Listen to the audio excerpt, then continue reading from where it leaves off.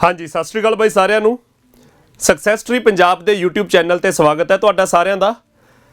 ਪੰਜਾਬ ਦੇ ਪੇਪਰਾਂ ਦੀ ਤਿਆਰੀ ਦੇ ਲਈ ਪਿਛਲੇ 1 ਮਹੀਨੇ ਤੋਂ ਆਪਾਂ ਲਗਾਤਾਰ 2 ਸੀਰੀਜ਼ ਹਰ ਰੋਜ਼ ਚਲਾ ਰਹੇ ਹਾਂ, ਜਿਹਦੇ ਵਿੱਚ ਦੁਪਹਿਰੇ 12 ਵਜੇ ਤੁਸੀਂ ਜੀਐਸ ਦੇ ਸਬਜੈਕਟ ਦੀ ਇੱਕ ਕਲਾਸ ਦੇਖਦੇ ਹੋ। ਉਹਦੇ ਵਿੱਚ ਤੁਹਾਡਾ Punjab GK, history, geography, polity ਨਾਲ ਹੀ ਕਰੰਟ ਤੇ ਸਟੈਟਿਕ ਜਿਹੜੇ ਅੱਜ ਕੱਲ੍ਹ ਪੇਪਰ ਦੇ ਵਿੱਚ ਬਹੁਤ ਪੁੱਛੇ ਜਾ ਰਹੇ ਨੇ, ਹਰ ਰੋਜ਼ ਦੁਪਹਿਰੇ 12 ਵਜੇ ਇਹਦੀ ਇੱਕ ਕਲਾਸ ਦੇਖਦੇ ਹੋ। ਤੇ ਰੋਜ਼ ਹੀ ਦੁਪਹਿਰੇ 3 ਵਜੇ ਤੁਸੀਂ ਮੈਥ, ਰੀਜ਼ਨਿੰਗ ਤੇ ਇੰਗਲਿਸ਼ ਦੇ ਸਬਜੈਕਟਾਂ ਦੇ ਵਿੱਚੋਂ ਇੱਕ ਕਲਾਸ ਦੇਖਦੇ ਹੋ। ਤਾਂ ਅੱਜ ਇਸ ਹਫਤੇ ਦੀ ਆਪਣੀ ਮੈਥ ਦੀ ਦੂਜੀ ਕਲਾਸ ਹੈ। PSSB ਦੇ ਜਿਹੜੇ ਹੁਣੇ ਤੁਸੀਂ 3 ਪੇਪਰ ਪੋਸਟਪੋਨ ਹੁੰਦੇ ਦੇਖੇ ਆ, ਰੱਬ ਨੇ ਸੁੱਖ ਰੱਖਿਆ ਤਾਂ ਆਉਂਦੇ ਮਹੀਨੇ ਡੇਢ ਦੇ ਵਿੱਚ ਆਪਾਂ ਉਹ ਪੇਪਰ ਹੁੰਦੇ ਦੇਖਾਂਗੇ। ਸਾਡਾ ਐਕਸਾਈਜ਼ ਦਾ, ਵੀਡੀਓ ਦਾ ਪੇਪਰ ਹੈ, ਕਲਰਕ ਦਾ ਪੇਪਰ ਹੈ, ਡਾਟਾ ਐਂਟਰੀ ਦਾ ਪੇਪਰ ਹੈ। ਇਹ ਫਰਵਰੀ ਅਖੀਰ ਜਾਂ ਚੜ੍ਹਦੇ ਮਾਰਚ ਦੇ ਵਿੱਚ ਐਗਜ਼ਾਮਸ ਜਦੋਂ ਹੋਣਗੇ ਤਾਂ ਸਾਡਾ ਇਹ ਗੈਪ ਹੈ ਜਿਹੜਾ, ਇਹ ਸਾਡਾ ਗੈਪ ਸਾਡੀ ਤਿਆਰੀ ਦੇ ਉੱਤੇ ਕੋਈ ਪ੍ਰਭਾਵ ਨਾ ਛੱਡੇ, ਤਾਂ ਉਹਦੇ ਲਈ ਆਪਾਂ ਲਗਾਤਾਰ YouTube ਤੇ ਇਹ ਪ੍ਰੈਕਟਿਸ ਜਾਰੀ ਰੱਖਾਂਗੇ। ਮੈਂ ਵਿਦਿਆਰਥੀਆਂ ਤੋਂ ਵੀ ਇੰਨੀ ਕੁ ਉਮੀਦ ਕਰਦਾ ਕਿ ਇਹ ਜਿਹੜੇ ਫੈਸਲੇ ਆਏ ਸੀ ਪੇਪਰ ਪੋਸਟਪੋਨ ਹੋਣ ਵਾਲੇ, ਇਹਨਾਂ ਨੇ ਕਿਸੇ ਹੱਦ ਤੱਕ ਸਾਨੂੰ ਨਿਰਾਸ਼ ਤਾਂ ਕੀਤਾ, ਪਰ ਆਪਾਂ ਆਪਣੀ ਤਿਆਰੀ ਤੇ ਨਾ ਕੋਈ ਪ੍ਰਭਾਵ ਪੈਣ ਦੇ ਉਹਦੇ ਲਈ ਹੁਣ ਜਿਹੜਾ ਮਹੀਨੇ ਡੇਢ ਦਾ ਸਾਨੂੰ ਸਮਾਂ ਮਿਲ ਗਿਆ, ਉਹਦੇ ਵਿੱਚ ਆਪਾਂ ਇੱਕ ਨਵੀਂ ਰਣਨੀਤੀ ਦੇ ਨਾਲ ਤਿਆਰੀ ਨੂੰ ਜਾਰੀ ਰੱਖੀਏ। ਜਿਹੜੇ ਸਾਡੇ ਇੰਪੋਰਟੈਂਟ ਟੌਪਿਕਸ ਨੇ, ਇੰਪੋਰਟੈਂਟ ਪਾਰਟਸ ਨੇ, ਕਿ ਉਹਨਾਂ ਨੂੰ ਹੋਰ ਜ਼ਿਆਦਾ ਪੋਲਿਸ਼ ਕਰੀਏ। ਜਿਹੜੇ ਸਾਡੇ ਵੈਸੇ ਵੀਕ ਸੀ ਉਹਨਾਂ ਤੇ ਹੋਰ ਜ਼ਿਆਦਾ ਕੰਮ ਕਰੀਏ। ਤਾਂ ਉਹਦੇ ਮਹੀਨੇ ਡੇਢ ਦੇ ਸਮੇਂ ਨੂੰ ਵੀ ਆਪਾਂ ਇਸੇ ਚੀਜ਼ ਨੂੰ ਧਿਆਨ 'ਚ ਰੱਖ ਕੇ ਲਗਾਤਾਰ ਵਰਤੀਏ। ਤਾਂ ਉਸੇ ਲੜੀ ਦੇ ਵਿੱਚ ਆਪਣੀ YouTube ਤੇ ਤੁਸੀਂ ਇਹ 12 ਵਜੇ ਤੇ ਰੋਜ਼ 3 ਵਜੇ ਵਾਲੀ ਸੀਰੀਜ਼ ਵੀ ਦੇਖ ਰਹੇ ਹੋ। ਅੱਜ ਦਾ ਸੈਸ਼ਨ ਆਪਾਂ ਸਟਾਰਟ ਕਰਦੇ ਹਾਂ। ਮੈਂ ਟੈਲੀਗ੍ਰਾਮ ਤੇ ਅੱਜ ਸਵੇਰੇ ਹੀ ਗਰੁੱਪ ਦੇ ਵਿੱਚ ਸਵਾਲ ਪਾਤੇ ਸੀ ਕਿ ਕਿਹੜੇ ਸਵਾਲ ਅੱਜ ਕਰਨੇ। ਤਾਂ ਅੱਜ ਦੇ ਸੈਸ਼ਨ ਦੇ ਵਿੱਚ ਤੁਸੀਂ ਇੱਕ ਤਾਂ ਟਾਈਮ, ਸਪੀਡ, ਡਿਸਟੈਂਸ ਦੇ ਕੁਝ ਇੰਟਰਸਟਿੰਗ ਕੁਐਸਚਨਸ ਦੇਖੋਗੇ। ਉਹ 4-5 ਟਾਈਮ, ਸਪੀਡ, ਡਿਸਟੈਂਸ ਦੇ ਸਵਾਲਾਂ ਦੇ ਵਿੱਚੋਂ ਇੱਕ ਸਵਾਲ ਜਿਹੜਾ ਹੁਣੇ 6 ਮਹੀਨੇ ਪਹਿਲਾਂ ਨੈਬ ਤਹਿਸੀਲਦਾਰ ਦੇ ਪੇਪਰ 'ਚ ਆਇਆ ਸੀਗਾ, ਉਹ ਥੋੜਾ ਸੌਖਾ ਸਵਾਲ ਸੀਗਾ, ਉਹ ਵੀ ਅੱਜ ਦੇ ਸੈਸ਼ਨ 'ਚ ਕਰਾਂਗੇ। ਫਿਰ ਪਰਸੈਂਟੇਜ ਦੇ ਕੁਝ ਇੰਪੋਰਟੈਂਟ ਸਵਾਲ ਨੇ। ਪਰਸੈਂਟੇਜ ਦੇ ਜਿਹੜੇ ਅੱਜ ਸਵਾਲ ਕਰਨੇ, ਉਹਨਾਂ ਦੇ ਵਿੱਚੋਂ 2 ਸਵਾਲ ਐਗਜ਼ਾਮੀਨੇਸ਼ਨ ਪੁਆਇੰਟ ਆਫ ਵਿਊ ਨਾਲ ਇੰਪੋਰਟੈਂਟ ਨੇ, ਪੁਰਾਣੇ ਪੇਪਰਾਂ ਦੇ ਵਿੱਚ ਆਏ ਨੇ। ਇੱਕ ਸਵਾਲ ਮੈਂ ਉਹਨਾਂ ਨਾਲ ਰਲਦਾ ਹੋਇਆ ਥੋੜਾ ਜਿਹਾ ਟਿਪੀਕਲ ਸਵਾਲ ਲੈ ਕੇ ਆਇਆ, ਉਹ ਵੀ ਅੱਜ ਕਰਾਂਗੇ। ਤੇ ਇੱਕ ਸਿਵਲਸ ਦੇ ਵਿੱਚ, ਸਟੇਟ ਸਿਵਲਸ ਦੇ ਇੱਕ ਪੇਪਰ ਦੇ ਵਿੱਚ ਇਸੇ ਸਾਲ ਪਤਾ ਨਹੀਂ ਹਰਿਆਣੇ ਜਾਂ ਹਿਮਾਚਲ ਦੇ ਕਿਸੇ ਪੇਪਰ 'ਚ ਆਇਆ ਹੋਇਆ ਸਵਾਲ ਸੀ, ਉਹ ਥੋੜਾ ਜਿਹਾ ਅਲੱਗ ਸਵਾਲ ਹੈ, ਉਹ ਪਰਸੈਂਟੇਜ ਦਾ ਸਵਾਲ ਕਰਾਂਗੇ। ਫਿਰ ਇਹਦੇ ਨਾਲ ਚੇਨ ਰੂਲ ਦੇ ਕੁਐਸਚਨਸ ਕਰਾਂਗੇ। ਇੰਨੇ ਮੈਨ, ਇੰਨੇ ਵਿਮਨ ਕਿਸੇ ਕੰਮ ਨੂੰ 6 ਦਿਨਾਂ 'ਚ, 4 ਦਿਨਾਂ 'ਚ, 10 ਦਿਨਾਂ 'ਚ ਖਤਮ ਕਰਦੇ ਆ, ਚੇਨ ਰੂਲ ਵਾਲੇ ਸਵਾਲ ਕਰਾਂਗੇ। ਤੇ ਅਖੀਰ ਤੇ ਪ੍ਰੋਬੇਬਿਲਿਟੀ ਦੇ ਕੁਝ ਸਵਾਲ ਕਰਾਂਗੇ, ਜਿਹੋ ਜਿਹੇ ਤੁਸੀਂ ਪੰਜਾਬ ਦੇ ਪੇਪਰਾਂ 'ਚ ਪ੍ਰੋਬੇਬਿਲਿਟੀ ਦੇ ਸਵਾਲ ਲਗਾਤਾਰ ਦੇਖ ਰਹੇ ਹੋ। ਹਰ ਪੇਪਰ 'ਚ ਇੱਕ ਸਵਾਲ ਆਪਾਂ ਦੇਖ ਹੀ ਰਹੇ ਹਾਂ, ਤਾਂ ਪ੍ਰੋਬੇਬਿਲਿਟੀ ਦੇ ਕੁਝ ਉਹਨਾਂ ਸਵਾਲਾਂ ਦੀ ਪ੍ਰੈਕਟਿਸ ਕਰਾਂਗੇ। ਤਾਂ ਬਿਨਾਂ ਸਮਾਂ ਖਰਾਬ ਕੀਤੇ, ਬਿਨਾਂ ਕੋਈ ਟਾਈਮ ਵੇਸਟ ਕੀਤੇ ਆਪਾਂ ਸੈਸ਼ਨ ਸਟਾਰਟ ਕਰਦੇ ਹਾਂ। ਮੇਰੀ ਬੇਨਤੀ ਹੈ ਕਿ ਜਿੰਨੇ ਸਟੂਡੈਂਟਸ ਸੈਸ਼ਨ ਦੇ ਵਿੱਚ ਜੁੜ ਚੁੱਕੇ ਨੇ, ਅਖੀਰ ਤੱਕ ਜੁੜੇ ਰਹਿਣ। ਕੁਝ ਇੰਟਰਸਟਿੰਗ ਸਵਾਲ ਹੋਣਗੇ ਅੱਜ ਦੇ ਸੈਸ਼ਨ ਦੇ ਵਿੱਚ।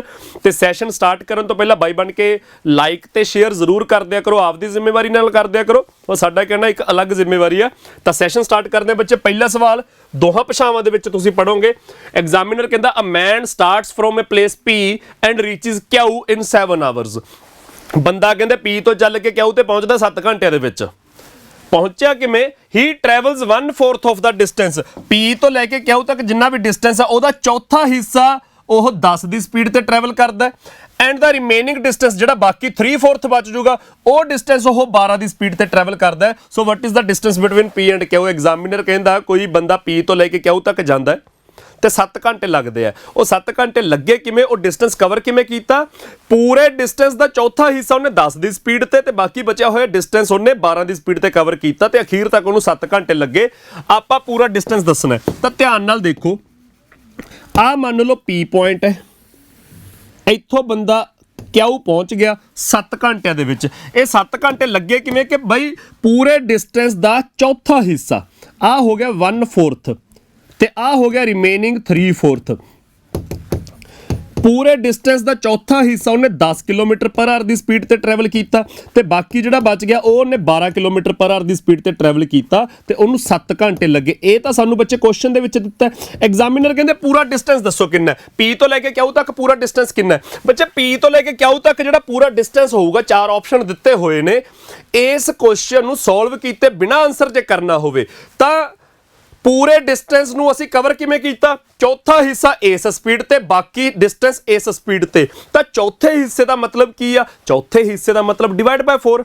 ਪੂਰਾ ਡਿਸਟੈਂਸ ਜਿੰਨਾ ਵੀ ਹੋਊਗਾ ਉਹਦਾ ਡਿਵਾਈਡ ਬਾਈ 4 ਹੋਊਗਾ, ਉਹ 10 ਦੀ ਸਪੀਡ ਤੇ। ਤੇ ਪੂਰਾ ਡਿਸਟੈਂਸ ਜਿੰਨਾ ਹੋਊਗਾ ਉਹਦਾ ਬਾਕੀ ਜਿਹੜਾ ਬਚ ਗਿਆ 3/4, ਉਹ 12 ਦੀ ਸਪੀਡ ਤੇ। ਕੁੱਲ ਸਮਾਂ 7 ਘੰਟੇ ਲੱਗੇ। ਬੱਚੇ ਜਿਹੜਾ ਕੁੱਲ ਸਮਾਂ ਹੈ, ਕੀ ਉਹ ਸਾਡਾ ਫ੍ਰੈਕਸ਼ਨ ਦੇ ਵਿੱਚ ਹੈ ਕਿ ਭਾਈ 6 ਘੰਟੇ ਤੇ 47 ਮਿੰਟ ਲੱਗੇ ਜਾਂ 5 ਘੰਟੇ ਤੇ 23 ਮਿੰਟ ਲੱਗੇ। ਇਹੋ ਜਿਹਾ ਸਮਾਂ ਤਾਂ ਹੈ ਨਹੀਂਗਾ, ਫਰੈਕਸ਼ਨ ਦੇ ਵਿੱਚ ਜਾਂ ਡੈਸੀਮਲ ਦੇ ਵਿੱਚ ਸਮਾਂ ਨਹੀਂ ਹੈਗਾ। ਸਮਾਂ ਪੂਰਾ 7 ਘੰਟੇ ਹੈ ਤੇ ਪੂਰਾ 7 ਘੰਟੇ ਦਾ ਸਮਾਂ ਕਦੋਂ ਲੱਗੂਗਾ? ਜਦੋਂ ਪੂਰਾ ਸਮਾਂ 10 ਦੀ ਸਪੀਡ ਤੇ ਇੱਥੇ ਬਣ ਜੂ ਤੇ ਪੂਰਾ ਸਮਾਂ 12 ਦੀ ਸਪੀਡ ਤੇ ਇੱਥੇ ਬਣ ਜੂਗਾ। ਤਾਂ ਇਹ ਪੂਰਾ ਸਮਾਂ ਜਿਹਨੂੰ ਜੋੜ ਕੇ 7 ਘੰਟੇ ਆਉਣਾ ਹੈ, ਇਹ ਉਦੋਂ ਹੀ ਆਊਗਾ ਜਦੋਂ ਸਾਡਾ ਡਿਸਟੈਂਸ ਕੁਝ ਇਹੋ ਜਿਹਾ ਹੋਊਗਾ ਕਿ ਉਹਦਾ ਆਪਾਂ ਜੇ 1/4 ਕਰਨਾ ਤਾਂ 1/4 ਹੋ ਸਕੇ, ਡਿਸਟੈਂਸ ਸਾਡਾ 4 ਤੇ ਡਿਵਾਈਡ ਹੋ ਸਕੇ। ਤਾਂ ਇਹਦਾ ਮਤਲਬ ਇੱਕ ਗੱਲ ਸ਼ੋਰ ਹੋ ਰਹੀ ਹੈ ਕਿ ਸਾਡਾ ਡਿਸਟੈਂਸ 4 ਦਾ ਮਲਟੀਪਲ ਆਊਗਾ। ਤਾਂ ਅਸੀਂ ਇੱਥੋਂ ਅੰਦਾਜ਼ਾ ਲਾ ਕੇ ਉਹ ਵੈਲਿਊਜ਼ ਦੇਖਾਂਗੇ ਜਿਹੜੇ 4 ਦੇ ਮਲਟੀਪਲ ਦੇ ਵਿੱਚ ਨੇ। ਇੱਕ 72 ਹੈ, 90 ਨਹੀਂ ਹੈਗਾ, 70 ਨਹੀਂ ਹੈਗਾ, ਇੱਕ 80 ਹੈ। ਤਾਂ 72 ਤੇ 80 ਦੇ ਚਾਂਸਿਸ ਨੇ। ਸਾਡਾ ਡਿਸਟੈਂਸ ਕਿਉਂਕਿ 1/4 ਹੋਣਾ, 4 ਤੇ ਡਿਵਾਈਡ ਹੋਣਾ, ਤਾਂ ਪੱਕਾ 4 ਦਾ ਮਲਟੀਪਲ ਹੋਊਗਾ ਤੇ 4 ਦੇ ਮਲਟੀਪਲ ਵਾਲੇ ਦੋ ਹੀ ਆਪਸ਼ਨ ਬਚ ਗਏ। ਤਾਂ ਅਸੀਂ 72 ਤੇ 80 ਚੈੱਕ ਕਰਾਂਗੇ ਤੇ 72 ਤੇ 80 ਦੇ ਵਿੱਚ ਵੀ ਅਸੀਂ ਕੋਸ਼ਿਸ਼ ਕਰਾਂਗੇ ਨਾ ਕਿ 80 ਤੋਂ ਚੈੱਕ ਕਰੀਏ ਕਿਉਂਕਿ 80 ਜ਼ਿਆਦਾ ਰਾਉਂਡ ਆਫ ਵੈਲਿਊ ਹੈ। ਤਾਂ ਆਪਾਂ ਇਸ ਤਰ੍ਹਾਂ 80 ਨੂੰ ਚੈੱਕ ਕਰਾਂਗੇ। ਜਿਹੜੇ ਕੁਝ ਵਿਦਿਆਰਥੀ 72 ਨੂੰ ਪਹਿਲਾਂ ਚੈੱਕ ਕਰਨਗੇ ਕਰ ਸਕਦੇ ਨੇ, ਪਰ ਸਾਡੀ ਇੰਨੀ ਕੁ ਸਮਝ ਹੋਣੀ ਚਾਹੀਦੀ ਹੈ, ਇੰਨੀ ਕੁ ਸਾਡੀ ਰੀਜ਼ਨਿੰਗ ਸਟਰੋਂਗ ਹੋਣੀ ਚਾਹੀਦੀ ਹੈ ਕਿ ਅਸੀਂ 80 ਨੂੰ ਪਹਿਲਾਂ ਚੈੱਕ ਕਰੀਏ ਕਿਉਂਕਿ ਵੈਲਿਊ ਰਾਉਂਡ ਆਫ ਦੇ ਵਿੱਚ ਹੋਊਗੀ ਤਾਂ ਉਹ 10 ਤੇ 12 ਨਾਲ ਡਿਵਾਈਡ ਹੋ ਜੂਗੀ। ਕਿਉਂਕਿ ਜੇ ਆਪਾਂ 72 ਦਾ 1/4 ਕੀਤਾ 18 ਕਿਲੋਮੀਟਰ ਆ ਜਾਊਗਾ, ਉਹ 10 ਦੀ ਸਪੀਡ ਤੇ ਡੈਸੀਮਲ 'ਚ ਜਾਊਗਾ।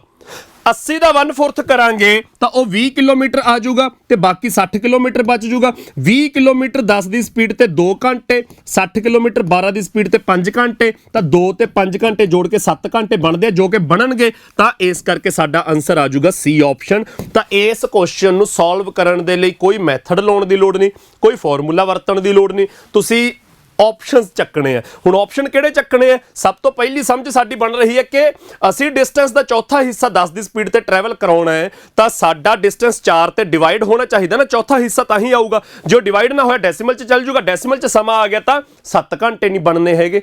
ਸੋ ਇੱਥੋਂ ਸਾਡੀ ਕੁਝ ਚੀਜ਼ਾਂ ਦੀ ਸਮਝ ਬਣਦੀ ਜਾਊਗੀ ਜਿਹਦੇ ਹਿਸਾਬ ਨਾਲ ਅਸੀਂ ਆਪਸ਼ਨਸ ਦੇਖਦੇ ਜਾਵਾਂਗੇ। ਤਾਂ ਇਸ ਕੁਐਸਚਨ ਨੂੰ ਸੋਲਵ ਕੀਤੇ ਬਿਨਾ ਸਾਡਾ ਆਨਸਰ ਕਿੰਨਾ ਆ ਜਾਊਗਾ? 80 ਕਿਲੋਮੀਟਰ। ਅਗਲਾ ਸਵਾਲ ਦੇਖੋ ਬੱਚੇ ਕੀ ਹੈ।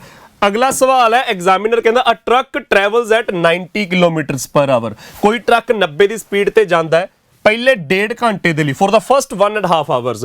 ਉਸ ਤੋਂ ਬਾਅਦ after that it travels at 70 kilometre ਪਰ ਆਵਰ। ਉਸ ਤੋਂ ਬਾਅਦ ਉਹ 70 ਦੀ ਸਪੀਡ ਤੇ ਜਾਂਦਾ ਹੈ। Find the time taken by the truck to travel a total distance of 310 kilometre. Examiner ਕਹਿੰਦਾ ਟਰੱਕ ਪਹਿਲਾਂ ਤਾਂ 90 ਦੀ ਸਪੀਡ ਤੇ ਗਿਆ, ਉਹ ਕਲੀਅਰ ਹੈ 1.5 ਘੰਟੇ ਲਈ ਗਿਆ। ਉਸ ਤੋਂ ਬਾਅਦ ਉਹ ਆਪਣੀ ਸਪੀਡ 70 ਕਰ ਦਿੰਦਾ ਪਤਾ ਨਹੀਂ ਕਿੰਨੇ ਸਮੇਂ ਲਈ। ਇਸ ਤਰ੍ਹਾਂ ਐਗਜ਼ਾਮੀਨਰ ਕਹਿੰਦਾ ਟਰੱਕ ਸ਼ੁਰੂ ਤੋਂ ਲੈ ਕੇ 310 ਕਿਲੋਮੀਟਰ ਕਿੰਨੇ ਸਮੇਂ 'ਚ ਟਰੈਵਲ ਕਰੂਗਾ। ਤਾਂ ਬੱਚੇ 310 ਕਿਲੋਮੀਟਰ ਜਿਵੇਂ ਪਿਛਲੇ ਸਵਾਲ 'ਚ ਪੀ ਤੋਂ ਕਿਉਂ ਬਣਾਇਆ ਸੀਗਾ, ਇੱਥੇ ਆਪਾਂ 310 ਕਿਲੋਮੀਟਰ ਬਣਾਈਏ। ਆ 310 ਕਿਲੋਮੀਟਰ ਨੇ। ਹੁਣ ਇਹ 310 ਕਿਲੋਮੀਟਰ ਟਰੈਵਲ ਕਿਵੇਂ ਹੋਏ ਨੇ?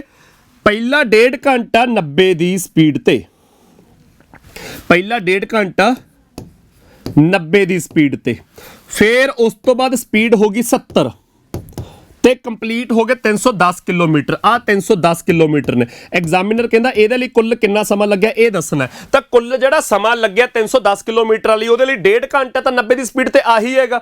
ਇੱਥੇ ਤੱਕ 1.5 ਘੰਟਾ ਹੈ, ਇੱਥੋਂ ਲੈ ਕੇ ਅਖੀਰ ਤੱਕ ਦੱਸਣਾ ਕਿੰਨਾ ਟਾਈਮ ਲੱਗਿਆ ਹੋਊਗਾ। ਤਾਂ ਬੱਚੇ ਆ ਤਾਂ 1.5 ਘੰਟਾ ਹੈਗਾ ਹੀ ਆ, ਇੱਥੋਂ ਇੱਥੇ ਤੱਕ ਕਿੰਨਾ ਸਮਾਂ ਲੱਗਿਆ ਹੋਊਗਾ, ਇੱਥੋਂ ਇੱਥੇ ਤੱਕ ਟਾਈਮ ਕੱਢਣਾ ਹੈ ਤਾਂ 1.5 ਘੰਟਾ ਪਲੱਸ ਆਹ ਟਾਈਮ ਜੋੜ ਕੇ ਸਾਡਾ ਆਨਸਰ ਆ ਜਾਊਗਾ। ਤਾਂ ਟਾਈਮ ਕਿਵੇਂ ਨਿਕਲਦਾ ਹੁੰਦਾ?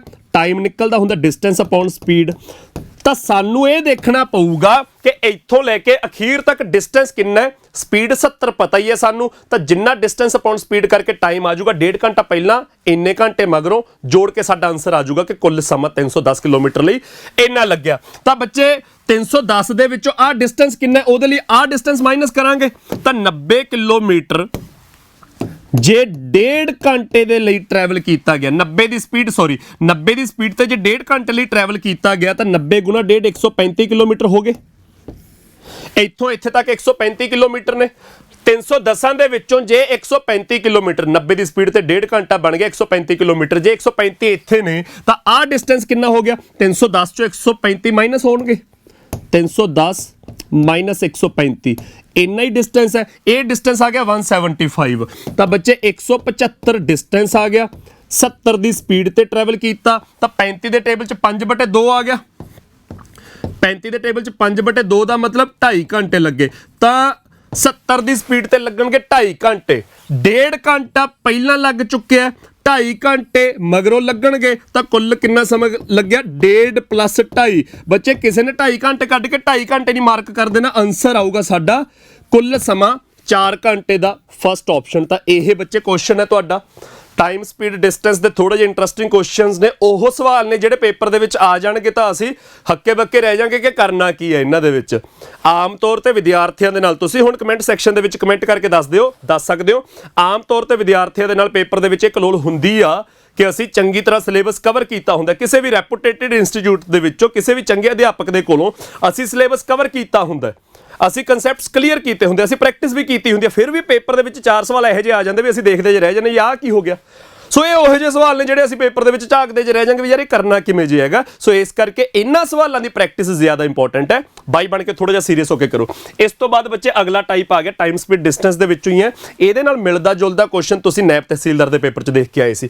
ਐਗਜ਼ਾਮੀਨਰ ਕਹਿੰਦਾ I walk a certain distance, walk ਮਤਲਬ ਪੈਦਲ ਗਿਆ, a certain distance and ride back, ਤੇ ਸਵਾਰੀ ਕਰਦਾ ਹੋਇਆ ਵਾਪਸ ਆਇਆ। ਮੰਨ ਲਓ ਪੈਦਲ ਗਿਆ ਤੇ ਮੋਟਰਸਾਈਕਲ ਤੇ ਵਾਪਸ ਆਇਆ, taking a total time of 37 minutes. ਮੈਂ ਮਤਲਬ ਸਵਾਲ ਦੇ ਵਿੱਚ ਆਈ ਦੀ ਗੱਲ ਹੋ ਰਹੀ ਹੈ, ਮੇਰੀ ਗੱਲ ਹੋ ਰਹੀ ਹੈ। ਐਗਜ਼ਾਮੀਨਰ ਕਹਿੰਦਾ ਮੈਂ ਇੱਕ ਥਾਂ ਤੋਂ ਦੂਜੀ ਥਾਂ ਤੇ ਵਾਕ ਕਰਦਾ ਗਿਆ, ਪੈਦਲ ਗਿਆ, ਤੇ ਰਾਈਡ ਬੈਕ ਸਵਾਰੀ ਕਰਦਾ ਹੋਇਆ ਯਾਨੀ ਕਿ ਮੋਟਰਸਾਈਕਲ ਤੇ ਵਾਪਸ ਆਇਆ, ਤੇ ਮੈਨੂੰ ਕੁੱਲ ਲੱਗੇ 37 ਮਿੰਟ। ਉਹ ਕਹਿੰਦੇ I could walk both ways. Walk both ways ਦਾ ਮਤਲਬ ਪੈਦਲ ਜਾ ਕੇ ਪੈਦਲ ਹੀ ਆਵਾਂ ਤਾਂ 55 ਮਿੰਟ ਲੱਗਣਗੇ। ਉਹ ਕਹਿੰਦਾ how long would it take to ride both ways, ride both ways ਦੇ ਵਿੱਚ ਸਾਨੂੰ ਕਿੰਨਾ ਸਮਾਂ ਲੱਗੂਗਾ, ਇਹ ਸਵਾਲ ਹੈ। ਤਾਂ ਬੱਚੇ ਹਮੇਸ਼ਾ ਧਿਆਨ 'ਚ ਰੱਖਣਾ ਹੈਗਾ, ਇਹੋ ਜਿਹੇ ਸਵਾਲਾਂ ਨੂੰ ਬਹੁਤ ਸਿੰਪਲ ਤਰੀਕੇ ਨਾਲ ਤੁਸੀਂ 10 ਸਕਿੰਟਾਂ 'ਚ ਕਰ ਸਕਦੇ ਹੋ। ਜੇ ਮੈਂ